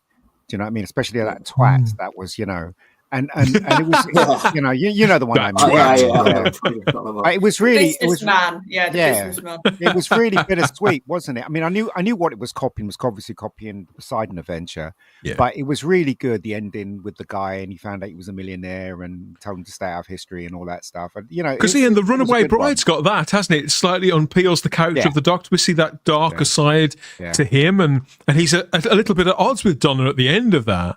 But with Voyage of the Damned, they take it into a proper kind of darker territory before lightening it up again. Yeah, for the following. I think they were a good mix, though, weren't they? And putting it back on. I mean, we had to wait years, but putting it back on Christmas Day last year. I think whether you enjoyed the last Christmas special or not, I think at least we can all agree that was a sensible move. I tell you what, though, beyond that, I didn't really. I kind of endured them. I didn't really like most of them, but the one that keeps coming back to my head, and I hated it when I first watched it, was the one with Bacaldi and the superhero one. Right? Yes. A couple of years ago, I watched it again, and I enjoyed it because of the relationship between the Doctor and Nardell. Yeah. It's really a funny thing, isn't it? When I first watched it, I thought this is rubbish, absolute nonsense. And then by accident, I watched it again. I think I watched it on iPlayer or something like that somewhere, and I kind of enjoyed it. Maybe I didn't get it the first time around, so maybe I should go back and watch the other ones I didn't like again and see if I missed something. Do you know what I mean? I think with the Christmas specials, because they're not attached to the series proper, because they've sort of had that sweet spot of a series just ended. So you can have a tiny bit of link there. Usually that the Doctor's alone. That tends to be the linking sort of thing. A companion's either left or something bad has happened to them. So he's by himself. And then it feels like the writers for the Christmas specials have a lot more freedom, that they can really explore concepts and ideas which maybe wouldn't have fit in the series. Because I remember one of the things I love about Christmas Carol that Jack was talking about is the relationship between the Doctor and the Scrooge character when he's a boy. You really see this sort of big brother vibe he almost has with him, especially with Matt's Doctor, which just was effortless with children on screen. Like they knew that, so they fully keyed into it. And like the scene the scene that sort of sticks to me, because it is a bit dark. It's when he sees himself in the future as an old man, and that he's turned into his dad, and he hates that. And then Matt's Doctor is comforting to him, but he sort of says, "Look, this is you." He doesn't like sugarcoat it. He says, "No, that's you, and like you can change it. You can be the better man here." So it's like that idea of, like you said, you've got the sort of the fun, you've got the camp at times, you've got the glossy, the Christmas stuff. But underneath, there's always a bit of let's touch upon something a little bit darker, and let's sort of use that to really explore what the Doctor can do and how this character can have these layers and different aspects to him. I feel like you don't get in the series sometimes. I think the mistake they kept making was that they kept trying to have the Christmas special surrounded by Christmas, and the one with David Tennant and Kylie Minogue didn't. It was just a straight adventure, but it was like they tried to be bigger than the actual episode themselves. They tried to make it epic, didn't they? But they didn't. Well, it's like you said, by having it, giving it that holiday flavour, by having that association, that riff on the Poseidon Adventure, you could channel that by default, it's Christmassy. Yeah, Anthony, yeah. this is your first Christmas on our panel. We've been through several of these over the last 2 or 3 years, but I was wondering, what are your Christmas memories as regards Doctor Who? Your fondest memories, whether they be in front of the television or simply on the floor playing with toys and things like that. What's Doctor Who at Christmas mean to you? Well, a couple of things spring to mind, Dan. To be fair, as we were just talking about the Doctor Who Christmas specials as they exist now, in the 70s and 80s, wouldn't we just have loved a Doctor Who Christmas special? Pertwee or Tom Baker in a Christmas special. I remember being really excited by the repeat of Robots of Death that just happened to be over the Christmas period, or the moment when Louise Jameson becomes Leela is in the new year, still with your Christmas decorations up. And I think Warriors of the Deep went out, had just gone out at Christmas time in January. And we still had the Christmas decorations up because it was still 12th night. I think my memory's right. And so Doctor Who's association with Christmas, for me, has been quite strong, but never with a Doctor Who Christmas special until the Christmas Invasion, which I think is one of the better Christmas specials, only because the series 1 had been so successful, and that Doctor Who had come back with this big storm. And so having a Christmas special was, the Christmas Invasion was a real treat, because not only were we going to have a new Doctor, Doctor Who was going to be on Christmas Day. And when you showed the lineup, Dan, a moment ago for this year's Christmas lineup on BBC One, I'm still amazed that Doctor Who still turns up on Christmas Day. It is still there, because for most of Classics run, all of Classics run, apart from some repeats at Christmas, it didn't feature. So it's really nice to have it here. And Christmas, Anthony, for a generation of people now, Doctor Who is as synonymous with Christmas for them as Only Fools and Horses and Top of the Pops was to us. Agreed. And it maintains its relationship. I was just going to say, for Christmas and me, the only thing I could latch onto was the Doctor Who annuals, which again we talked about a couple of weeks ago. But the Doctor Who annual, unwrapping that and being getting that on Christmas Day was certainly a fantastic treat. So it was Doctor Who annual, and it was Marvel annual as well. I got the 1976 Marvel annual, which I loved to death. My first ever annual, Ian, was the one with Tom Baker on the front with the hat and the scarf. I think I've got that one. He's slightly looking upwards with this kind of like the time tunnel blue effect behind him. It was just magical. So I go back to that time when I think about Doctor Who, and I think about Christmas. I go back there. Yeah, 80s Doctor Who Christmas. Just imagine what a Peter Davison or Colin Baker Christmas special would have been like, great. Charlotte. Would have been great. I think Doctor Who is always going to fit, though, because for me, Doctor Who at the heart, it's about imagination and, like you said, that childish sort of spirit, which we all try and tap into in our different ways. And when you've got that already as part of a bit of the show, you can then link it and slot it into Christmas. I think the fact that the Doctor at times has also got that like Peter Pan energy of like the boy who never grew up, that also just fits Christmas. Like you can picture the Doctor, and I can picture plenty of classic Doctors also enjoying like having a Christmas party or just being around at Christmas and having the hat on and just having fun. I can see Tom's Doctor very much actually enjoying the time of year for multiple reasons. I could see John Pertwee with a glass of port by a fire in a velvet. He kind of fits quite nicely, doesn't he, near the fire? You can sort of picture the unit Christmas do, can't you? And him in the corner. But you know what, right? The thing that I don't know if you're as old as me, but the thing that Christmas for me was always Morecambe and Wise. Before Doctor Who, obviously. Morecambe and Wise always reminds me of Christmas for some reason, and John Pertwee always reminds you of that era as well, because obviously they didn't have the Christmas special of Doctor Who, but John Pertwee and Tom Baker were around when Morecambe and Wise was around. So Fantastic stuff, I thought. Got some great comments here in the live chat. Thank you so much, everybody, for sharing your memories. So Dalek Lives Matter asks, how about a positive Christian story for Christmas? You might upset people. Specifically from Doctor Who. I think that Doctor Who's never really gone there, has it? I think it generally speaking stays away from religion. I don't think that's in Doctor Who's gift. I think as long as it speaks of the Christmas spirit and to a family demographic, I think that's what Doctor Who can give us. I don't think that's necessarily part of what we can expect from it. Anthony Parkinson says the Top of the Pops is gone, and so soon will Russell T Davies folly. Don't they do it every year? Don't they do it? No, Top of the Pops has gone now on Christmas Day. Disappeared a couple of years ago.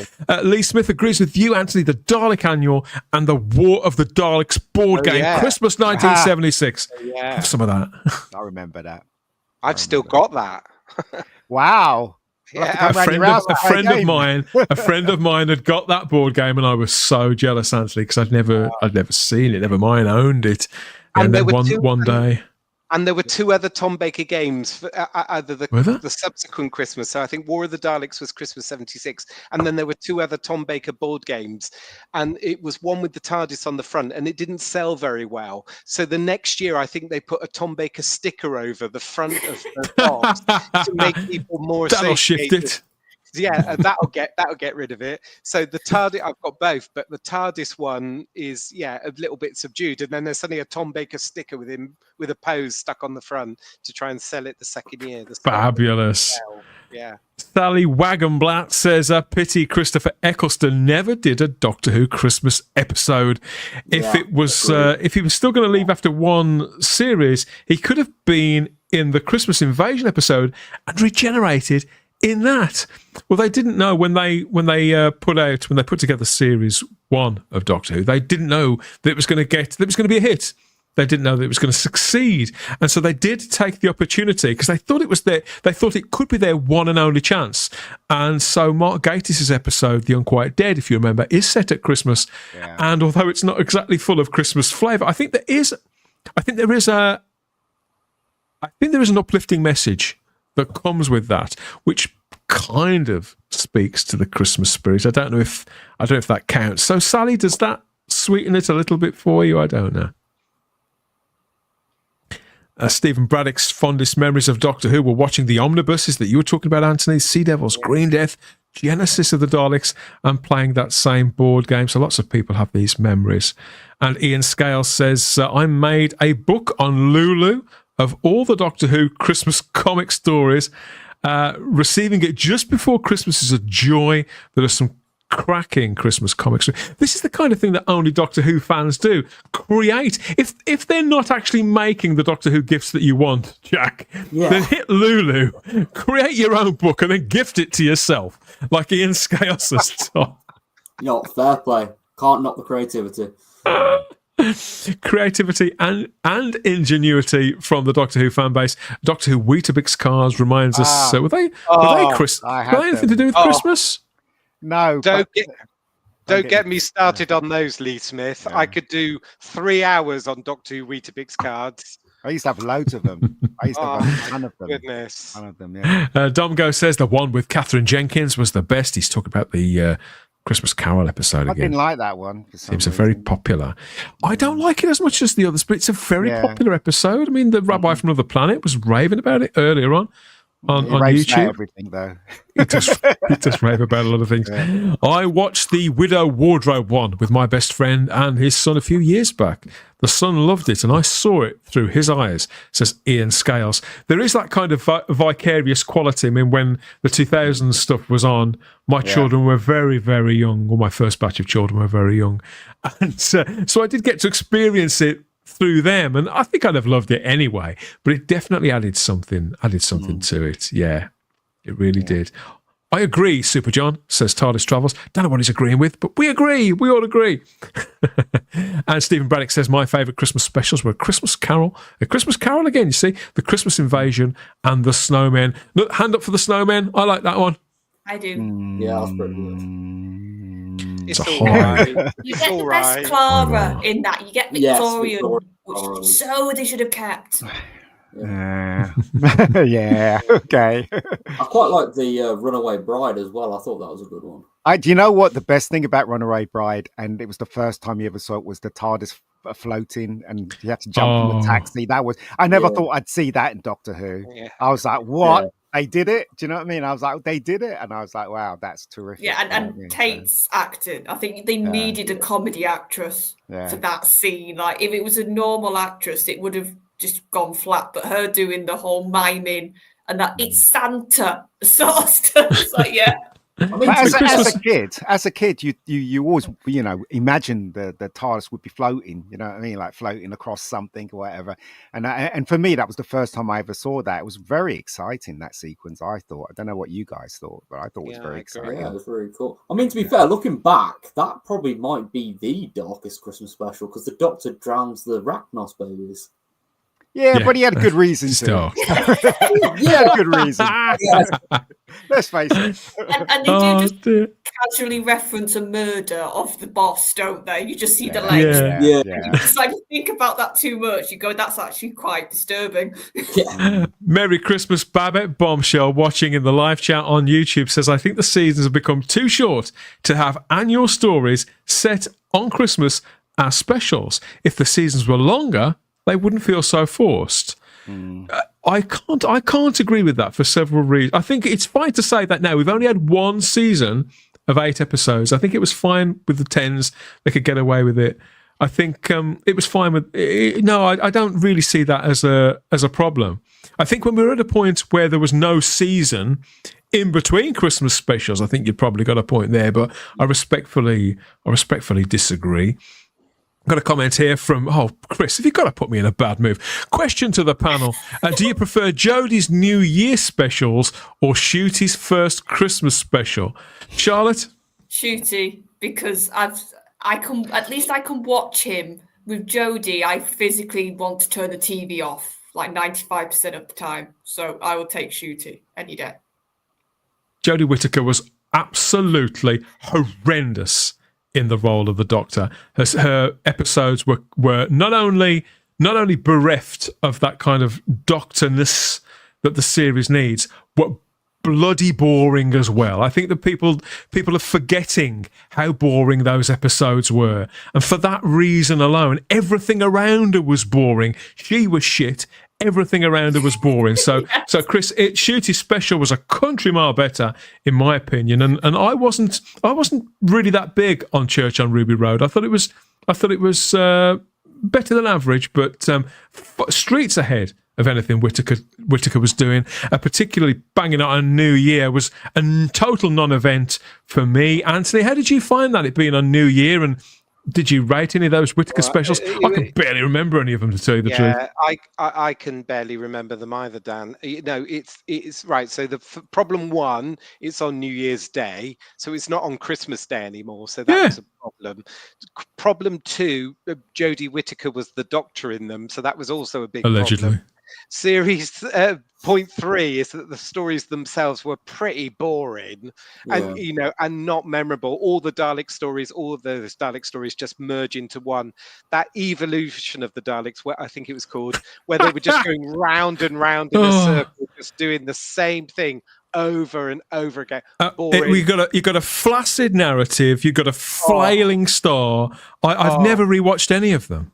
And also, do you remember when there was one in the storage place and we got the boyfriend who was like going to be on Crime Watch any day after that? Oh, God, that's unlocked a memory. I haven't watched that since the podcast. And he was like, I collect like things from my exes. You're not going to be on the news, are you, soon? Yeah. Terrible stuff, Charlotte. That one in particular, that's the one I refer, when they just were on some time loop where they kept doing it, was just dreadful. So I would take Shooty's first, the Ruby Road. I would take that any day. And actually, I watched that one and The Next Doctor recently in the last week, getting ready for Christmas and thinking about Christmas.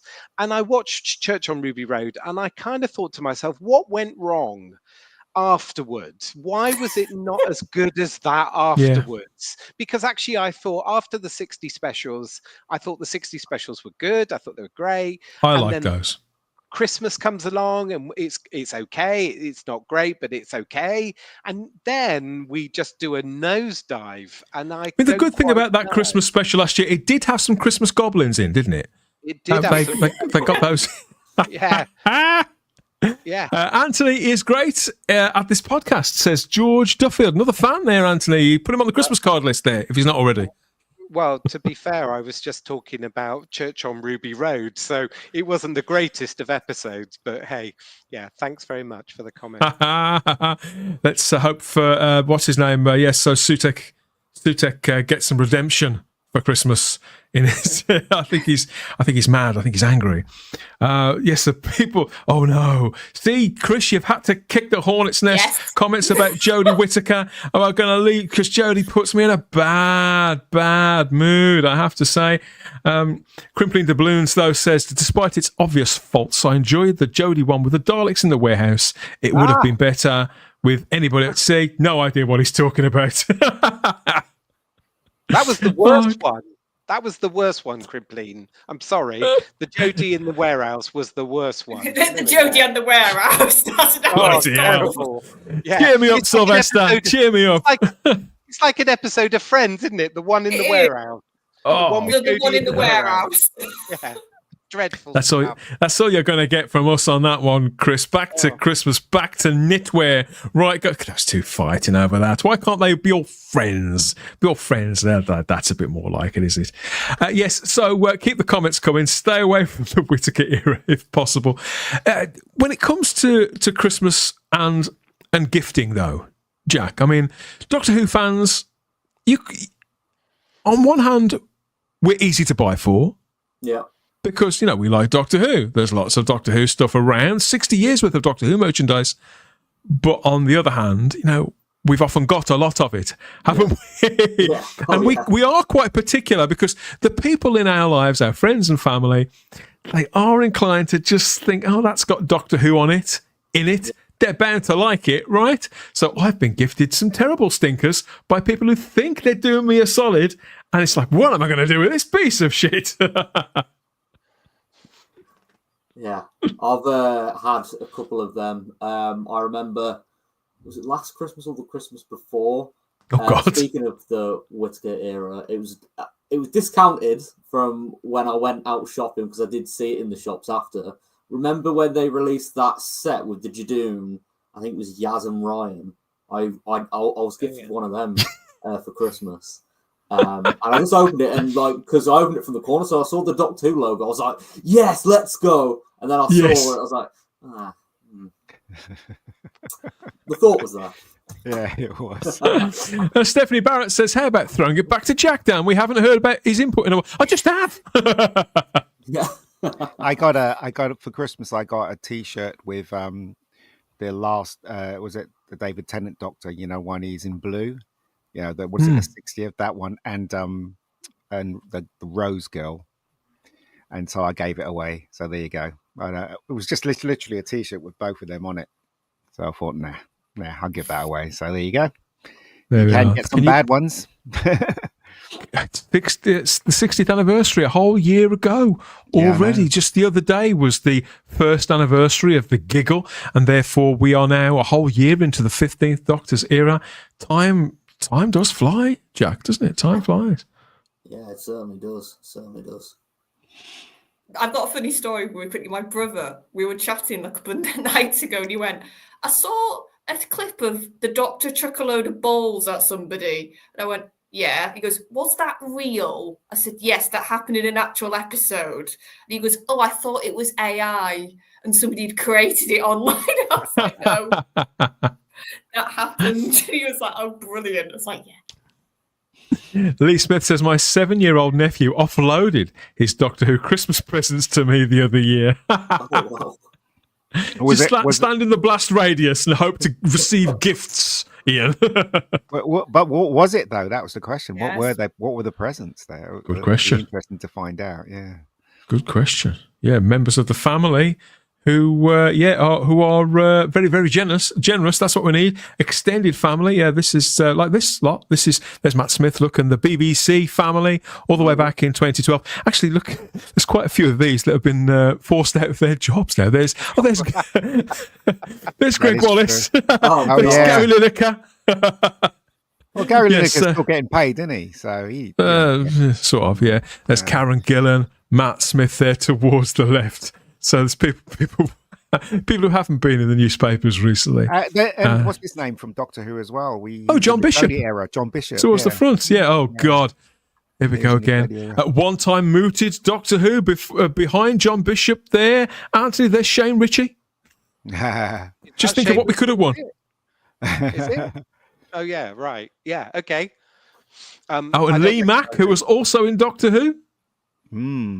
Alexander Armstrong, he's been in Doctor Who. Oh, Graham Norton, who's kind of been in Doctor Who, forced himself into Doctor Who. So there's actually quite a lot of these people. No, Mrs. Brown's there as well, I think. Yeah. Yeah. The lady in the I don't know the actress's name. She was in the dinosaur one with Matt Smith.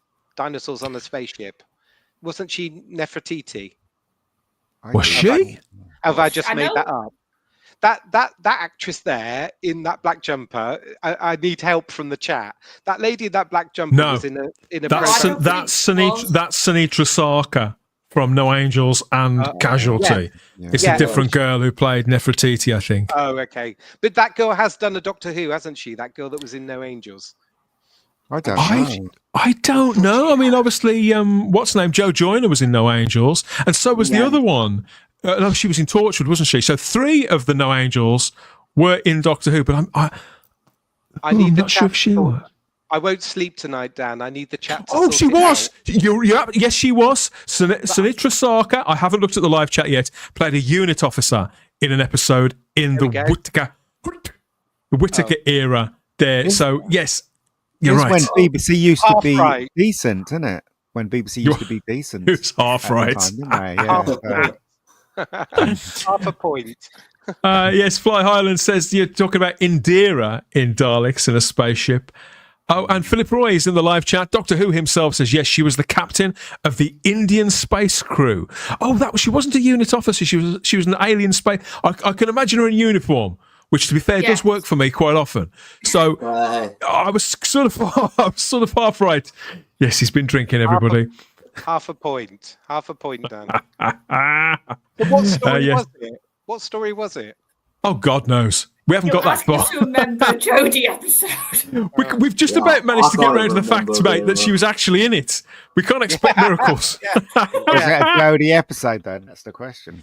The one the one with the girl with the girl. I can't get my words out. The one with the girl with no angels in it, as opposed to the one in the warehouse in it.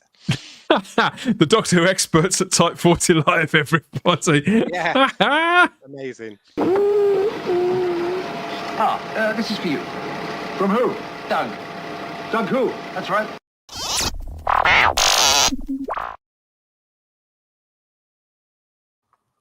You can always count on John Cleese to bring sense and reason back to any live stream. He might have made a good Doctor, John Cleese. You think he would? Yeah, I think he would. Yeah. I do too. Would have been interesting. Back in his era when he was in A Fish Called Wanda and that kind of stuff. That's when I'd have liked to have seen him do it. When he was a little bit older than that. Mm-hmm. Yeah. Slightly greying. I'd have been down for that. What do you think, Chris? Yeah, he's in. Yes, so more Christmas. Yes, jog our memories, everybody. Test our knowledge and share your memories too of Doctor Who Christmases when you were wee or not so wee. It all counts here at Type 40 Live. What else? Yes, so we have people noticing Greg Wallace in that picture. I assume, Anthony, I'm not reading that out. You're a dirty boy. No, I'm not reading that out about Jodie. That's even worse. I'd rather read Anthony's comment out than that. We have, people. Well, we've talked about the giggle now. That set people off too. Kurt Avon says, I've just been watching the 13th Doctor through our home cinema system and thought it was Well, you knock yourself out, mate. Results may vary and all that. As long as I don't have to watch it with you, you carry on. Matthew Pounder says, Jodie or Gatwa, it's like choosing between norovirus and dysentery. Oh, that's not much Christmas spirit, Matthew, but I'm increasingly starting to agree. Let's put it that way. Eve of the Daleks is similar to a UFO episode called Time Lash. No, you've lost me there. The singing goblins were awful, says Gary D. I don't mind the singing goblins. I like that kind of labyrinth vibe.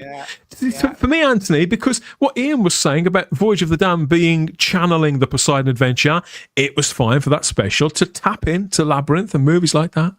Yeah. I really like that little bit in Ruby Road. I think it's really good. Again, as I say, I was watching it the other night and I could sing along to it, Dan. I'm not going to sing along to it now, but it's quite catchy, isn't it? I was going to say yes. I can't actually remember the song at all, but I remember it made me smile, Charlotte. It made me smile. I can remember some of the lyrics because I watched it with my parents, that special, and they literally turned to me and were like, are they talking about eating a baby? And I'm like, yep. In Doctor Who, currently they are singing about eating a baby and having like seasoning and putting salt and pepper on it or something. Like they didn't. I didn't mind it either. I thought I would hate it. I was fully prepared in the previews to be like, God, what are you doing? But it didn't outstay its welcome. It was a short little thing. Because actually we heard that song long before we saw bits of that episode, didn't we? Yeah. That song was released. So we got to hear the Goblin song a couple of weeks before it went out. My favorite line in that, Charlotte, is it's good to meet you, it's good to greet you, it's so good to diddly deet you. So again, in the chat, whatever diddly deeting is, who would know? Well, I think Shooty sang that line, so it could mean a lot of things. Yeah. I don't think we want to know. I don't think we want to know. I think me and Jack do have to go now. So I have to break up the Christmas party. We have to party a bit early. Sorry, boys. It's fair enough. What can I say, both other than thank you for joining us? A big old Merry Christmas to the both of you. Jack, what are your plans for Christmas? Are you doing anything Doctor Who related, or are you being a sensible grown-up and it's all sort of family stuff and boring things like work? A bit of both. I'm planning on watching all the Doctor Who things that are on over Christmas, like the War Games, the Proms as well. I think is being repeated at some point, so I'm gonna try and give that a listen to see what's going on there, and probably catch the Doctor and the Daleks as well. Get in what you can, when you can. We're going to be checking in with you at some point over Christmas and New Year, I hope, because there will still be plenty of things to talk about.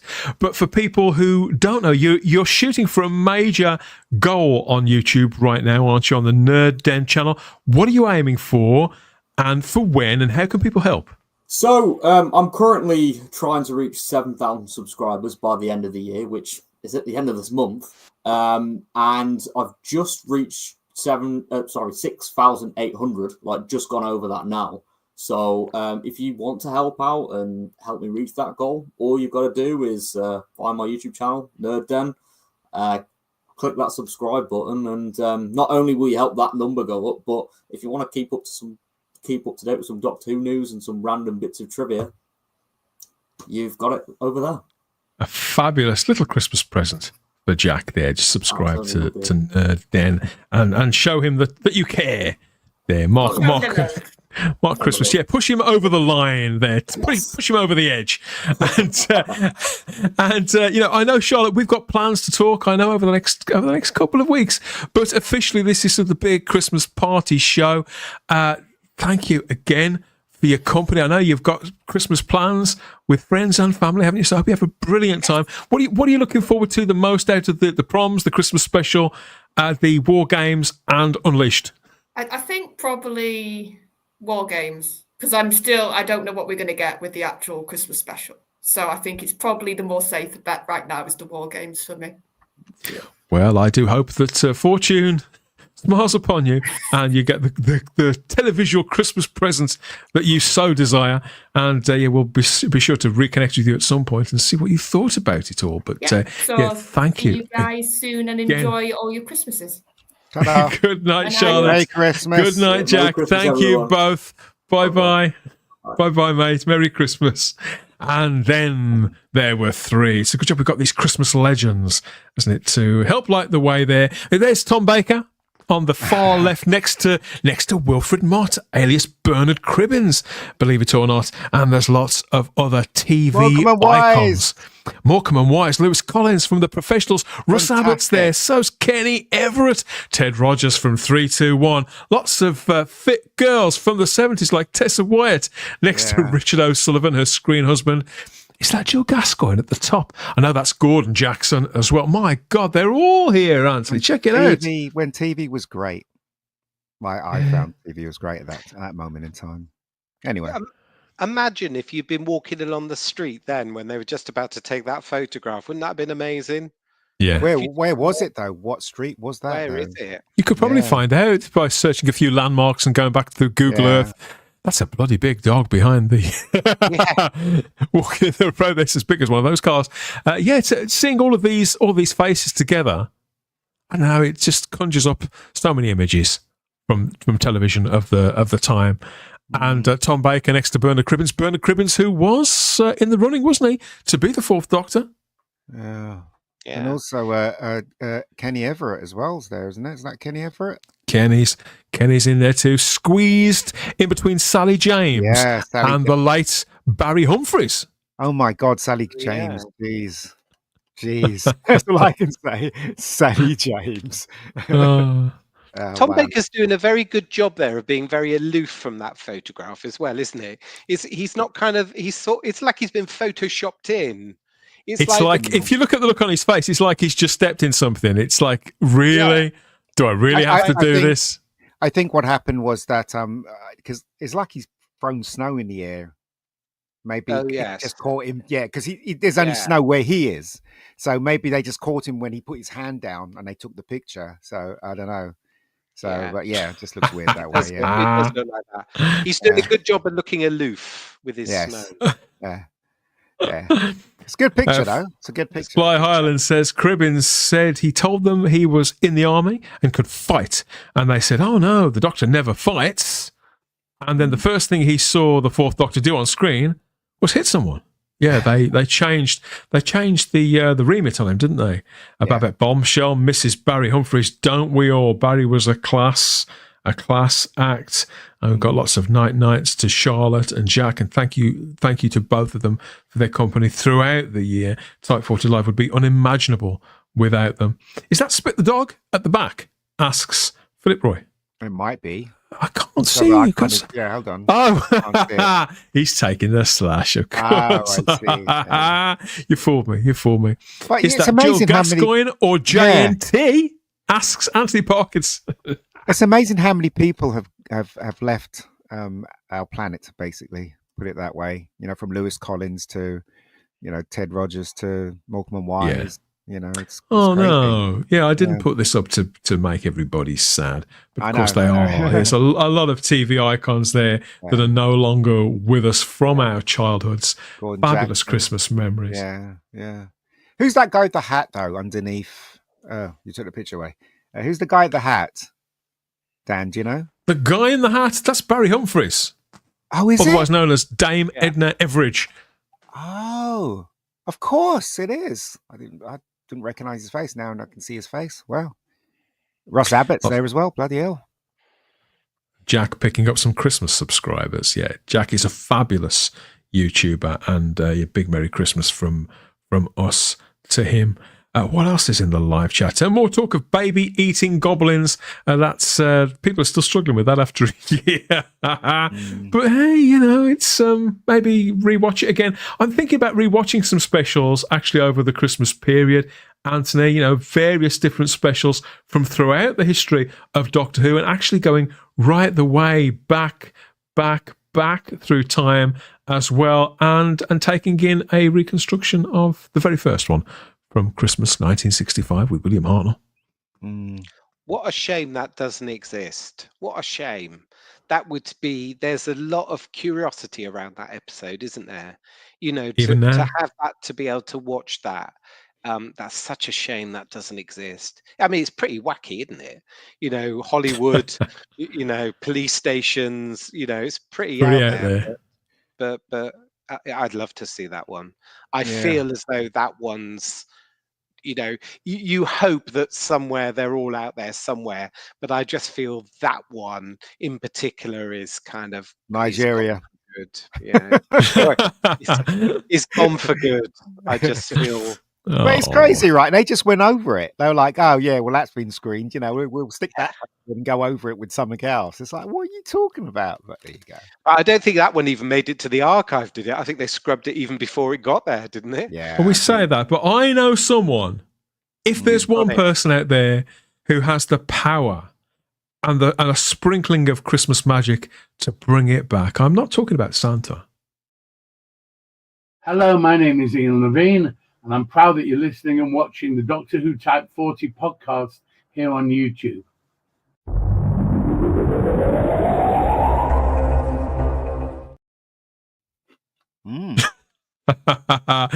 Cheers and Merry Christmas to friend of the show, Ian Levine, of course, has been doing sterling work all year at reconstructing using AI those missing episodes. I think he's up to like nearly 70 of them now of the 90 odd. Incredible work that he's been doing all year.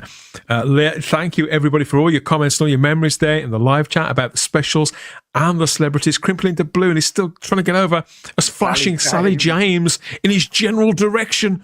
Wow, Sally James, man. She was gorgeous. What a beautiful photo, says Peter Harrington. Yeah. Happy Christmas to all happy Christmas all night, guys. Oh, happy Christmas all night, guys, says TARDIS Travels. Thank you. Yes, we have had a brilliant time, as always, chatting about Christmases past and present, even though at the moment, things may be squeaky bum time for Russell T Davies. He did look a little uneasy. If you've seen those clips of him on the One Show, he wasn't. I think he was putting on a good show. He's still a pretty good ringmaster for Doctor Who, but it's very clear that not everything is as it should be. Let's hope that maybe by next Christmas we're in a better place, for better or worse, or just at peace with it all. I don't know. So keep the comments coming, everybody. We want your thoughts on all of that well into the Christmas period. We've got lots of thanks here for Ian Levine. Thank you, Ian Levine, says Crimpling to Bloom. Ian Levine has already regenerated, and it's a mad romp, says Stephen Braddock. Incredible. Yes, so good stuff. Thank you, everybody. So I don't think, out of all those Christmas specials, there's a lot of nearly a dozen of them. Christmas specials, wintry flavoured episodes. I think there's something for everybody, Anthony. That's the truth of the matter. And whilst Doctor Who fans have never agreed on anything, really, I think even those sort of top 5 or 10 stories always fluctuate. There's no reason why we should agree on which Christmas special is the best either, is there, based on that. But it's a great conversation and lots of fun to compare and contrast which ones work for us the best and why. Yeah, agreed, Dan. And I like your comment about, wintry episodes as well. There's always a classic Doctor Who. I always think about Seeds of Doom just because of that snowy section in the first couple of episodes that could fit quite nicely into that notion of a Christmas special, couldn't it? And if you wanted, in the old days before the Doctor Who Christmas specials were being made, at Christmas time in the 2000s, I'd go back to things like Seeds of Doom or the Ice Warriors, those things that have got that snowy kind of Christmassy feel. Yeah. Kind of They could do that. Christmas in Doctor Who, Yeah, they could do that, couldn't they? They could put them out maybe on iPlayer or something, Well, even that first episode of Revelation of the Daleks, because that's all set in the snow on Necros. Yeah. And at the time, spring was starting to, spring. And I remember thinking, this would have been better at Christmas somehow. They never got the timing quite right, or rarely got the timing quite right. And that's often been the problem, hasn't it? Because the David Tennant, I can think of the David Tennant Christmas specials and the point that Ian made about the runaway bride and the TARDIS doors opening on that motorway. It's clearly being filmed in July and August. Yeah. They look hot.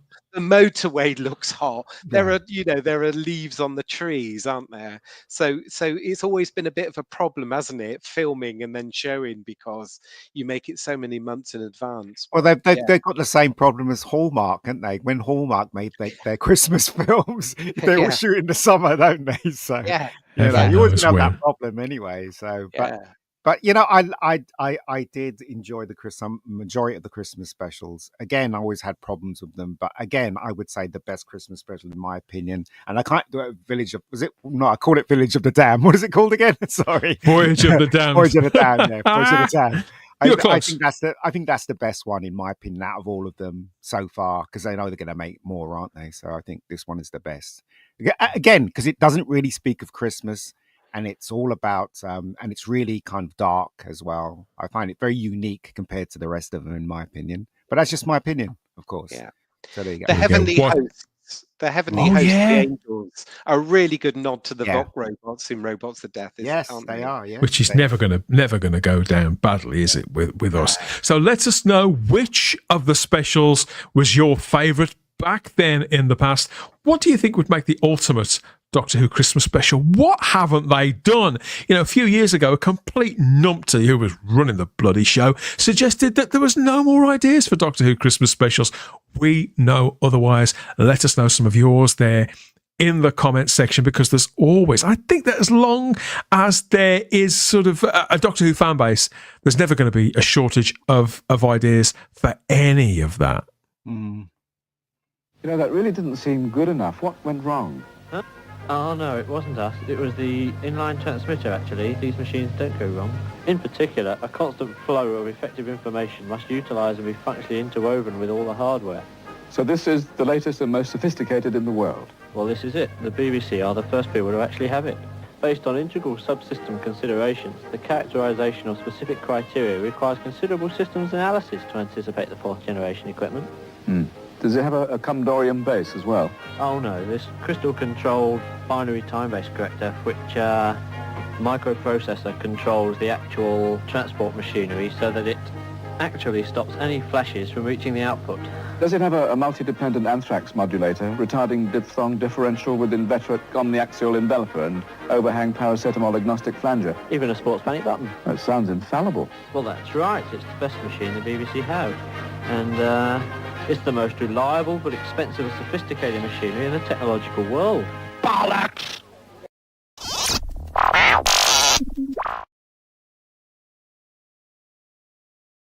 Great.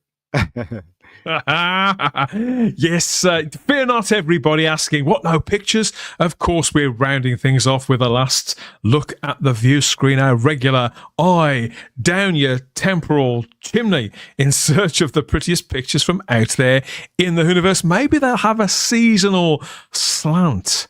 Wait and see. But the problem remains the same. Big old TARDIS walls. They're big blank TARDIS walls and lots of space for lots of fan art, so send it our way over the Christmas and New Year period. Yeah, keep them coming, because we'll be popping back and we want to put some more fan art up in our TARDIS. So yes, this is our Christmas party special for 2024 to herald the arrival of another Doctor Who Christmas special there on Christmas Day, as well as all the other seasonal programming that's coming our way.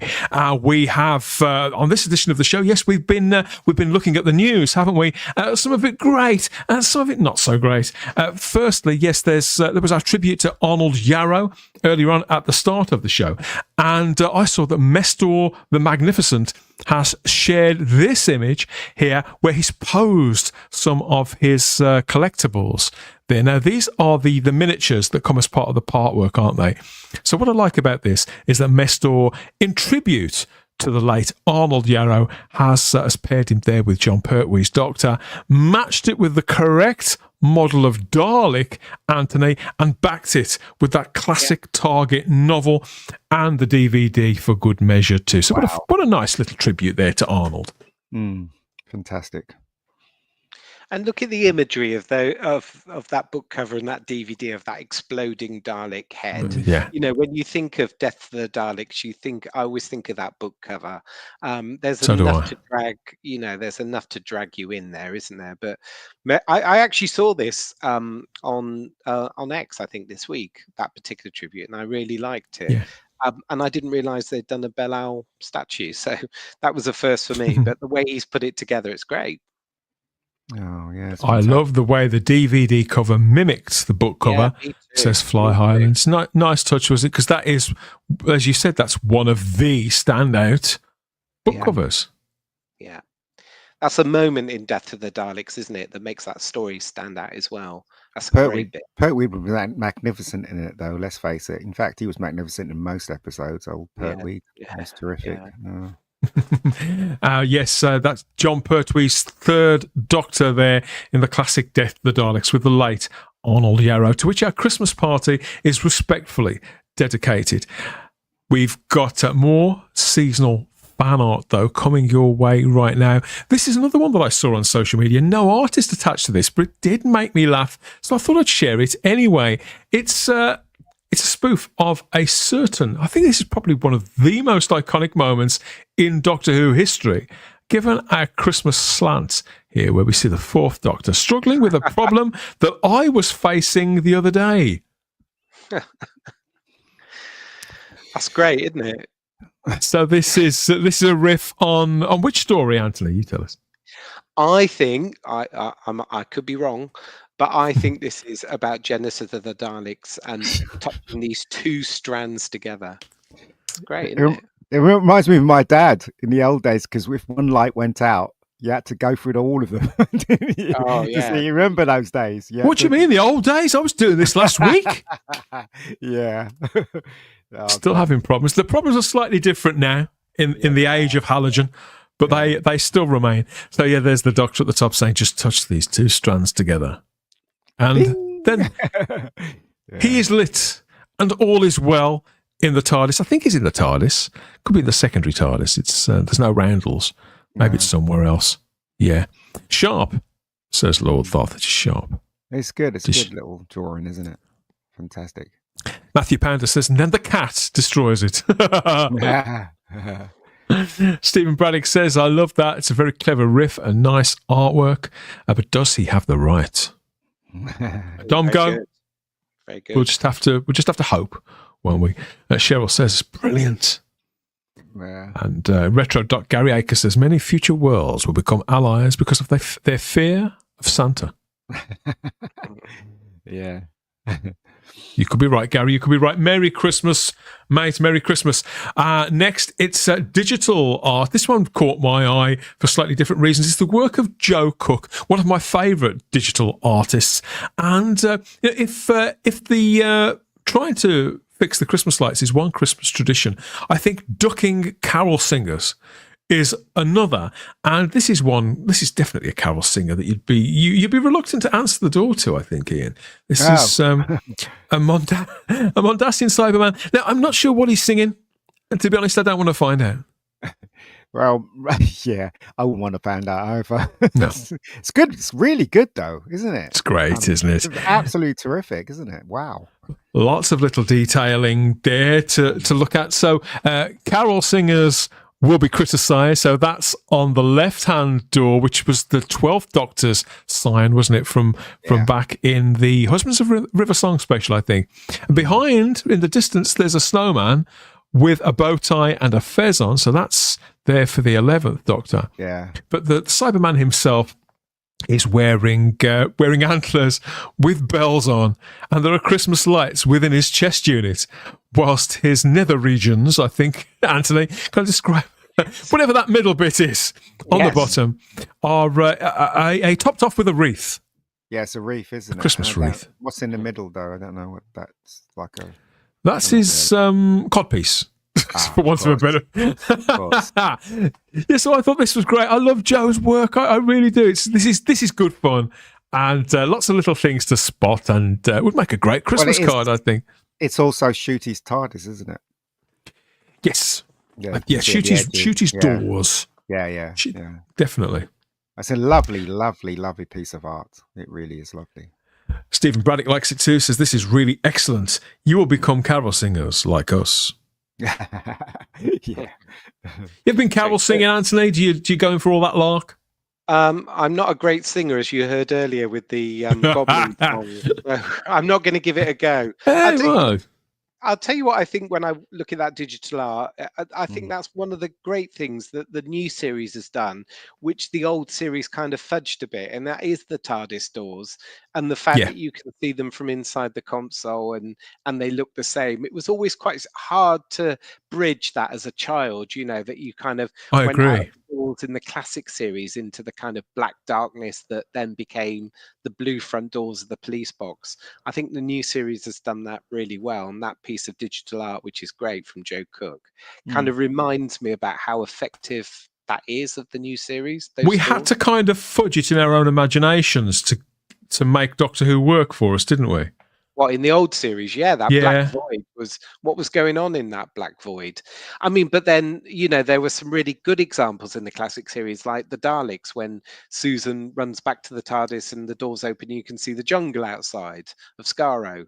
You know, some really good examples of that. But I think towards the 70s, when Tom Baker was doing it, you know, I think of that Key to Time series, you were kind of walking out into this kind of black nothingness, weren't you? Very different. Well, they were just trying to find their feet, weren't they? I think Doctor Who's been trying to find its feet ever since it started. Still is. The more things change, the more they stay the same. Gary Akers, to talk about staying the same, another pun from Gary Akers. On the 12th day of Christmas, you will become like us. He suggests, Rob Alexander thinks this is great Cyberman art. And Heretic says, I love this photo. I saw it the other day and saved it to my phone to scare my missus. She said, good work. We approve. She hates the original Cybermen. I'm not too keen on any of them, to tell you the truth, but I don't like. I like the Peter Davison Cybermen. Is that right? Yeah, that design. I don't really like this design, and I don't really like the new design, clump robots. So you wouldn't be ecstatic to see any of them on the other side of your front door, would you? Absolutely not. But no. I must say that they were before the Borg, so Star Trek can get lost when it comes to Cybermen. That's all I can say. So there you go. And to finish off, a final piece of seasonal art. I think we've shown this before, but it's so good I could not show it again, particularly as it comes from a friend of the show and one of our most reliable, most respected of artists, Mr. Daryl Joyce. I don't think Daryl's in the live chat tonight. He's got a life. He might be out on the lash. I don't know. I hope you're having a good one, Daryl, if you're watching this back later on. But I love this piece so much. I had to show it again. So this is, it's not actually from Doctor Who, but it might have been if Survival had been set just that little bit later into December. Yes.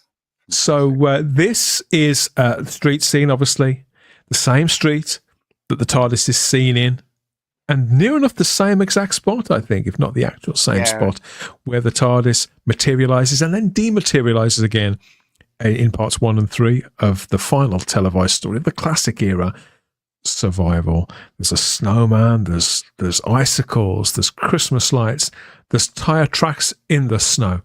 This picture is absolutely beautiful, isn't it, Ian? And this would, in many respects, despite Survival being tinged with sadness, this is probably one of the best Doctor Who Christmas cards I've ever seen. Absolutely beautiful. It is terrific, and it reminds me when it actually used to snow in the 70s. You know, because when it used to snow, it never used to snow. It never used to be thick. It used to be like this on the ground and everything. But so it does hark back to my childhood. So yeah, it's a fantastic piece of art, though. It really is, isn't it? It's absolutely brilliant. Yeah. I love it. It's great, but it's funny, isn't it, that the actual episode of Survival, when they filmed them, was, you know, middle of the summer, and it was one of the hottest days of the year, and the people running away from quarries, screaming and ripping off the fur. So I like what Daryl's done here. He's changed the emphasis away from that hot summer into a cold street in Perivale. Yeah, it's great. Yeah, it is terrific. You can actually feel that it's cold when you look at it. Yes, it's delightful. Yeah. And I, in all sincerity, I do bemoan the loss of traditional Christmas cards. I think some of them are coming back now. I'm starting to see some really nice painted ones, but nothing quite as stunning as this. Lovely, says Gary Akers. Superb, Daryl. Adds Rob Alexander there on YouTube. Cheryl thinks this is really nice too. Even the sky. Look at the sky. It reminds you a heavy winter sky, isn't it? Yeah, it's lovely. Just Absolutely beautiful. The attention to detail. I'm working on an animated trailer for Talons for upload on Saturday. That's you, Daryl. He's got a couple of accounts. That is Daryl. I'm pretty sure that's Daryl Joyce. He's lurking and working at the same time. Well, sorry for distracting you there, mate. Merry Christmas. Hope to see this coming soon. I know that Daryl's going to come back and talk to us in the not too distant future, so I'm looking forward to that. Matthew says it would make a nice card, Daryl, if you're listening. And Stephen says this is so Christmassy and beautiful. Doctor Who, a Christmas artwork. Is that a roller on the right? I think Asks so. Lee Smith. Could be. It's the car of choice in the Sweeney, isn't it?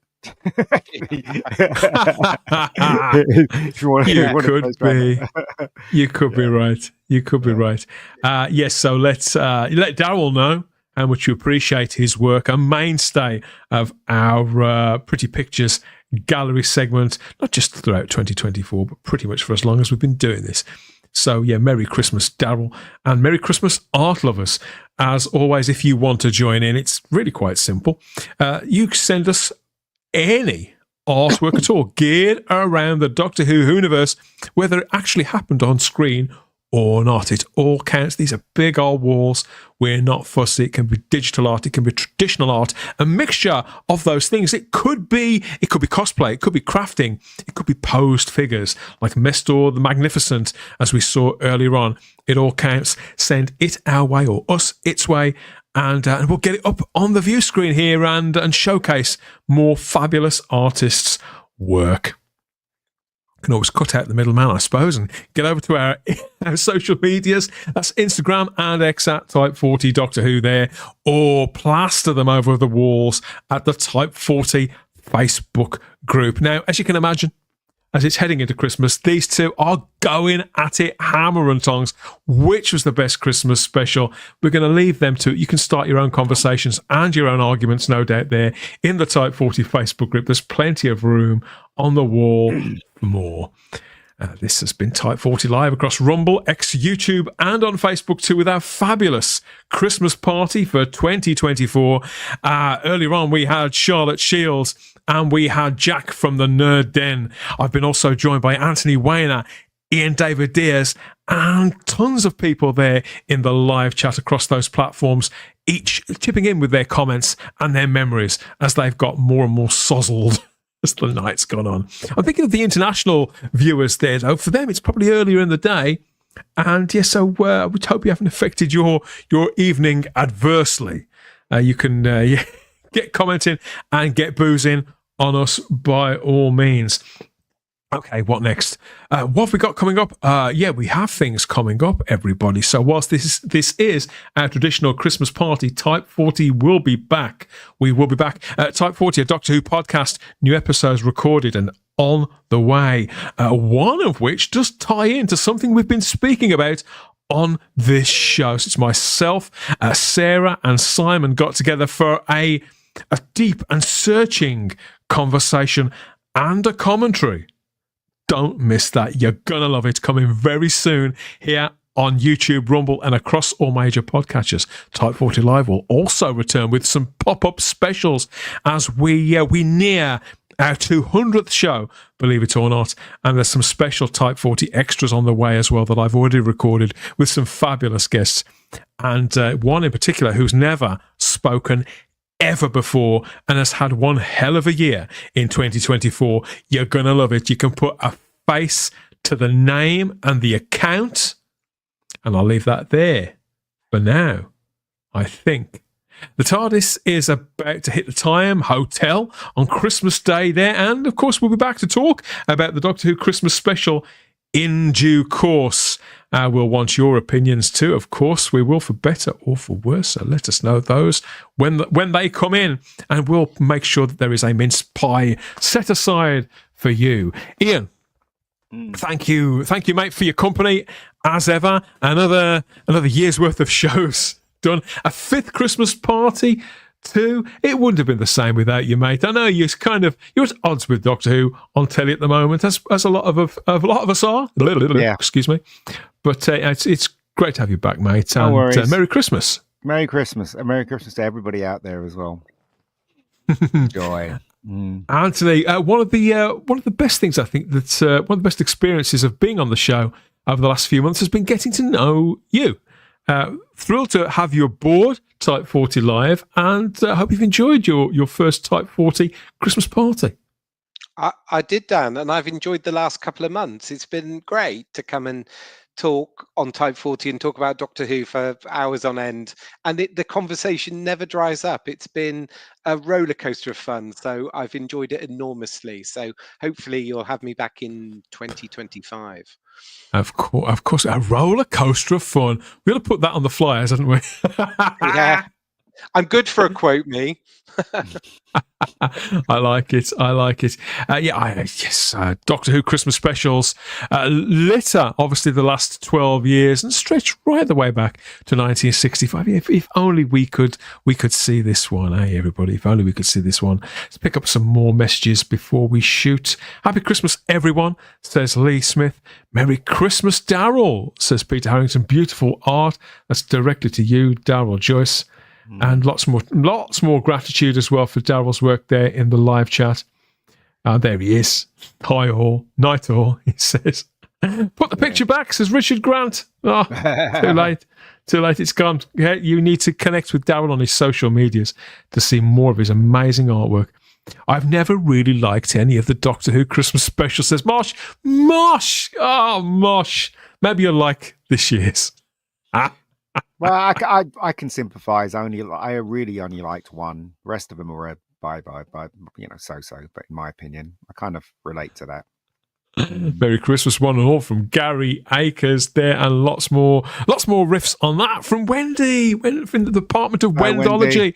Merry Christmas all. Merry Christmas, Wendy and Darren. Please come back and talk to us at some point in the future. Merry Christmas from Lord Thoth. Merry Hummus from Matthew Pounder. And we've got a big Merry Christmas there from Peter Harrington to all of us. Happy Halls. Great to have you on Type 40, Anthony. Here's to many more, says Stephen Braddock. Thank you, Stephen. Yes, please. Yes, it's been great. And maybe we'll get a book out and start reading it like Jack and Ori, because he does look like he's in Jack and Ori. Yeah. That's what I was trying to do, Ian. Yeah. Oh, were you? Back for a story. Yeah. That's exactly what he's going for. That could be a Type 40 Christmas special, couldn't it? Anthony reads from the Doctor Who annual. Absolutely. Yeah. My Christmas wishes to all of those cranks that couldn't make it, to obviously to Simon Horton and Sarah Gray, my longest standing companions on this. They're out tonight on a Who flavoured evening. More on that at some date in the future. I'm sure they'll come back with that. I'm getting round to her, to Matt Potts, who's on his holidays at the moment. He was in a butterfly enclosure the other day, having the time of his life. Some much needed time away for our Matt Pott. There's the fabulous Shah, as always, who couldn't make it tonight, but you will be seeing and hearing from Shah very, very soon, or at least that's the plan. She's prone to materialising and then dematerialising when you least expect it, but Shah will be back too. There's John Yulden as well, of course, our mate John, with probably the driest sense of humour of anybody I know. Great company, John. It's been terrific to have him on the show all year as well. Who am I missing? I'm probably missing somebody. Have I mentioned everybody? There's all the people who pop in. There's Adam Charlton. Yes. There's Gary too. Both of them from the Big Blue Box podcast. Gary Akers, Scott from the Game Closet, everybody who's drifted on lately, Luke from Cinescope, basically anybody who spent What's his name? even an hour or two of their time with us. That's Adam. That's Adam Charlton, that's it. the Adam, Geeks. right, okay. Anybody who's spent any time with us at all throughout the year, most of them will be back, or at least we'll leave it long enough they've forgotten about the last time by the time they make their way right back to us. Let's hoping Barnaby Jago will show his head in 2025. I'd love to have Barnaby back on, of course. I think he was touring. I think he's off tour now. I think that's packed in. But you know, who knows? Who knows? I know. Get on with it, Dan, she says. All the women all say the same, bloody hell. Look, that's Christmas, the Christmas party all neatly wrapped up for now. We always have the time if you have the space here at Type 40 Live. Of course we do, but sincerely, our gratitude and Christmas cheers for all your support, indulgence and company. The comments, the likes and the dislikes, it all counts. Throughout 2024, we're not quite done, not this time. Our usual format is getting bent a little bit out of shape for reasons that will become all too obvious as long as you stay notified. Hit that cloister bell to get all the notifications. Please like this video. It does help more than you think. Check you're still subscribed. And ho, ho, ho. Merry Christmas and a Happy New Year to you. We'll see you next time. Bye-bye, everybody. Bye-bye. Ta-da. Bye-bye.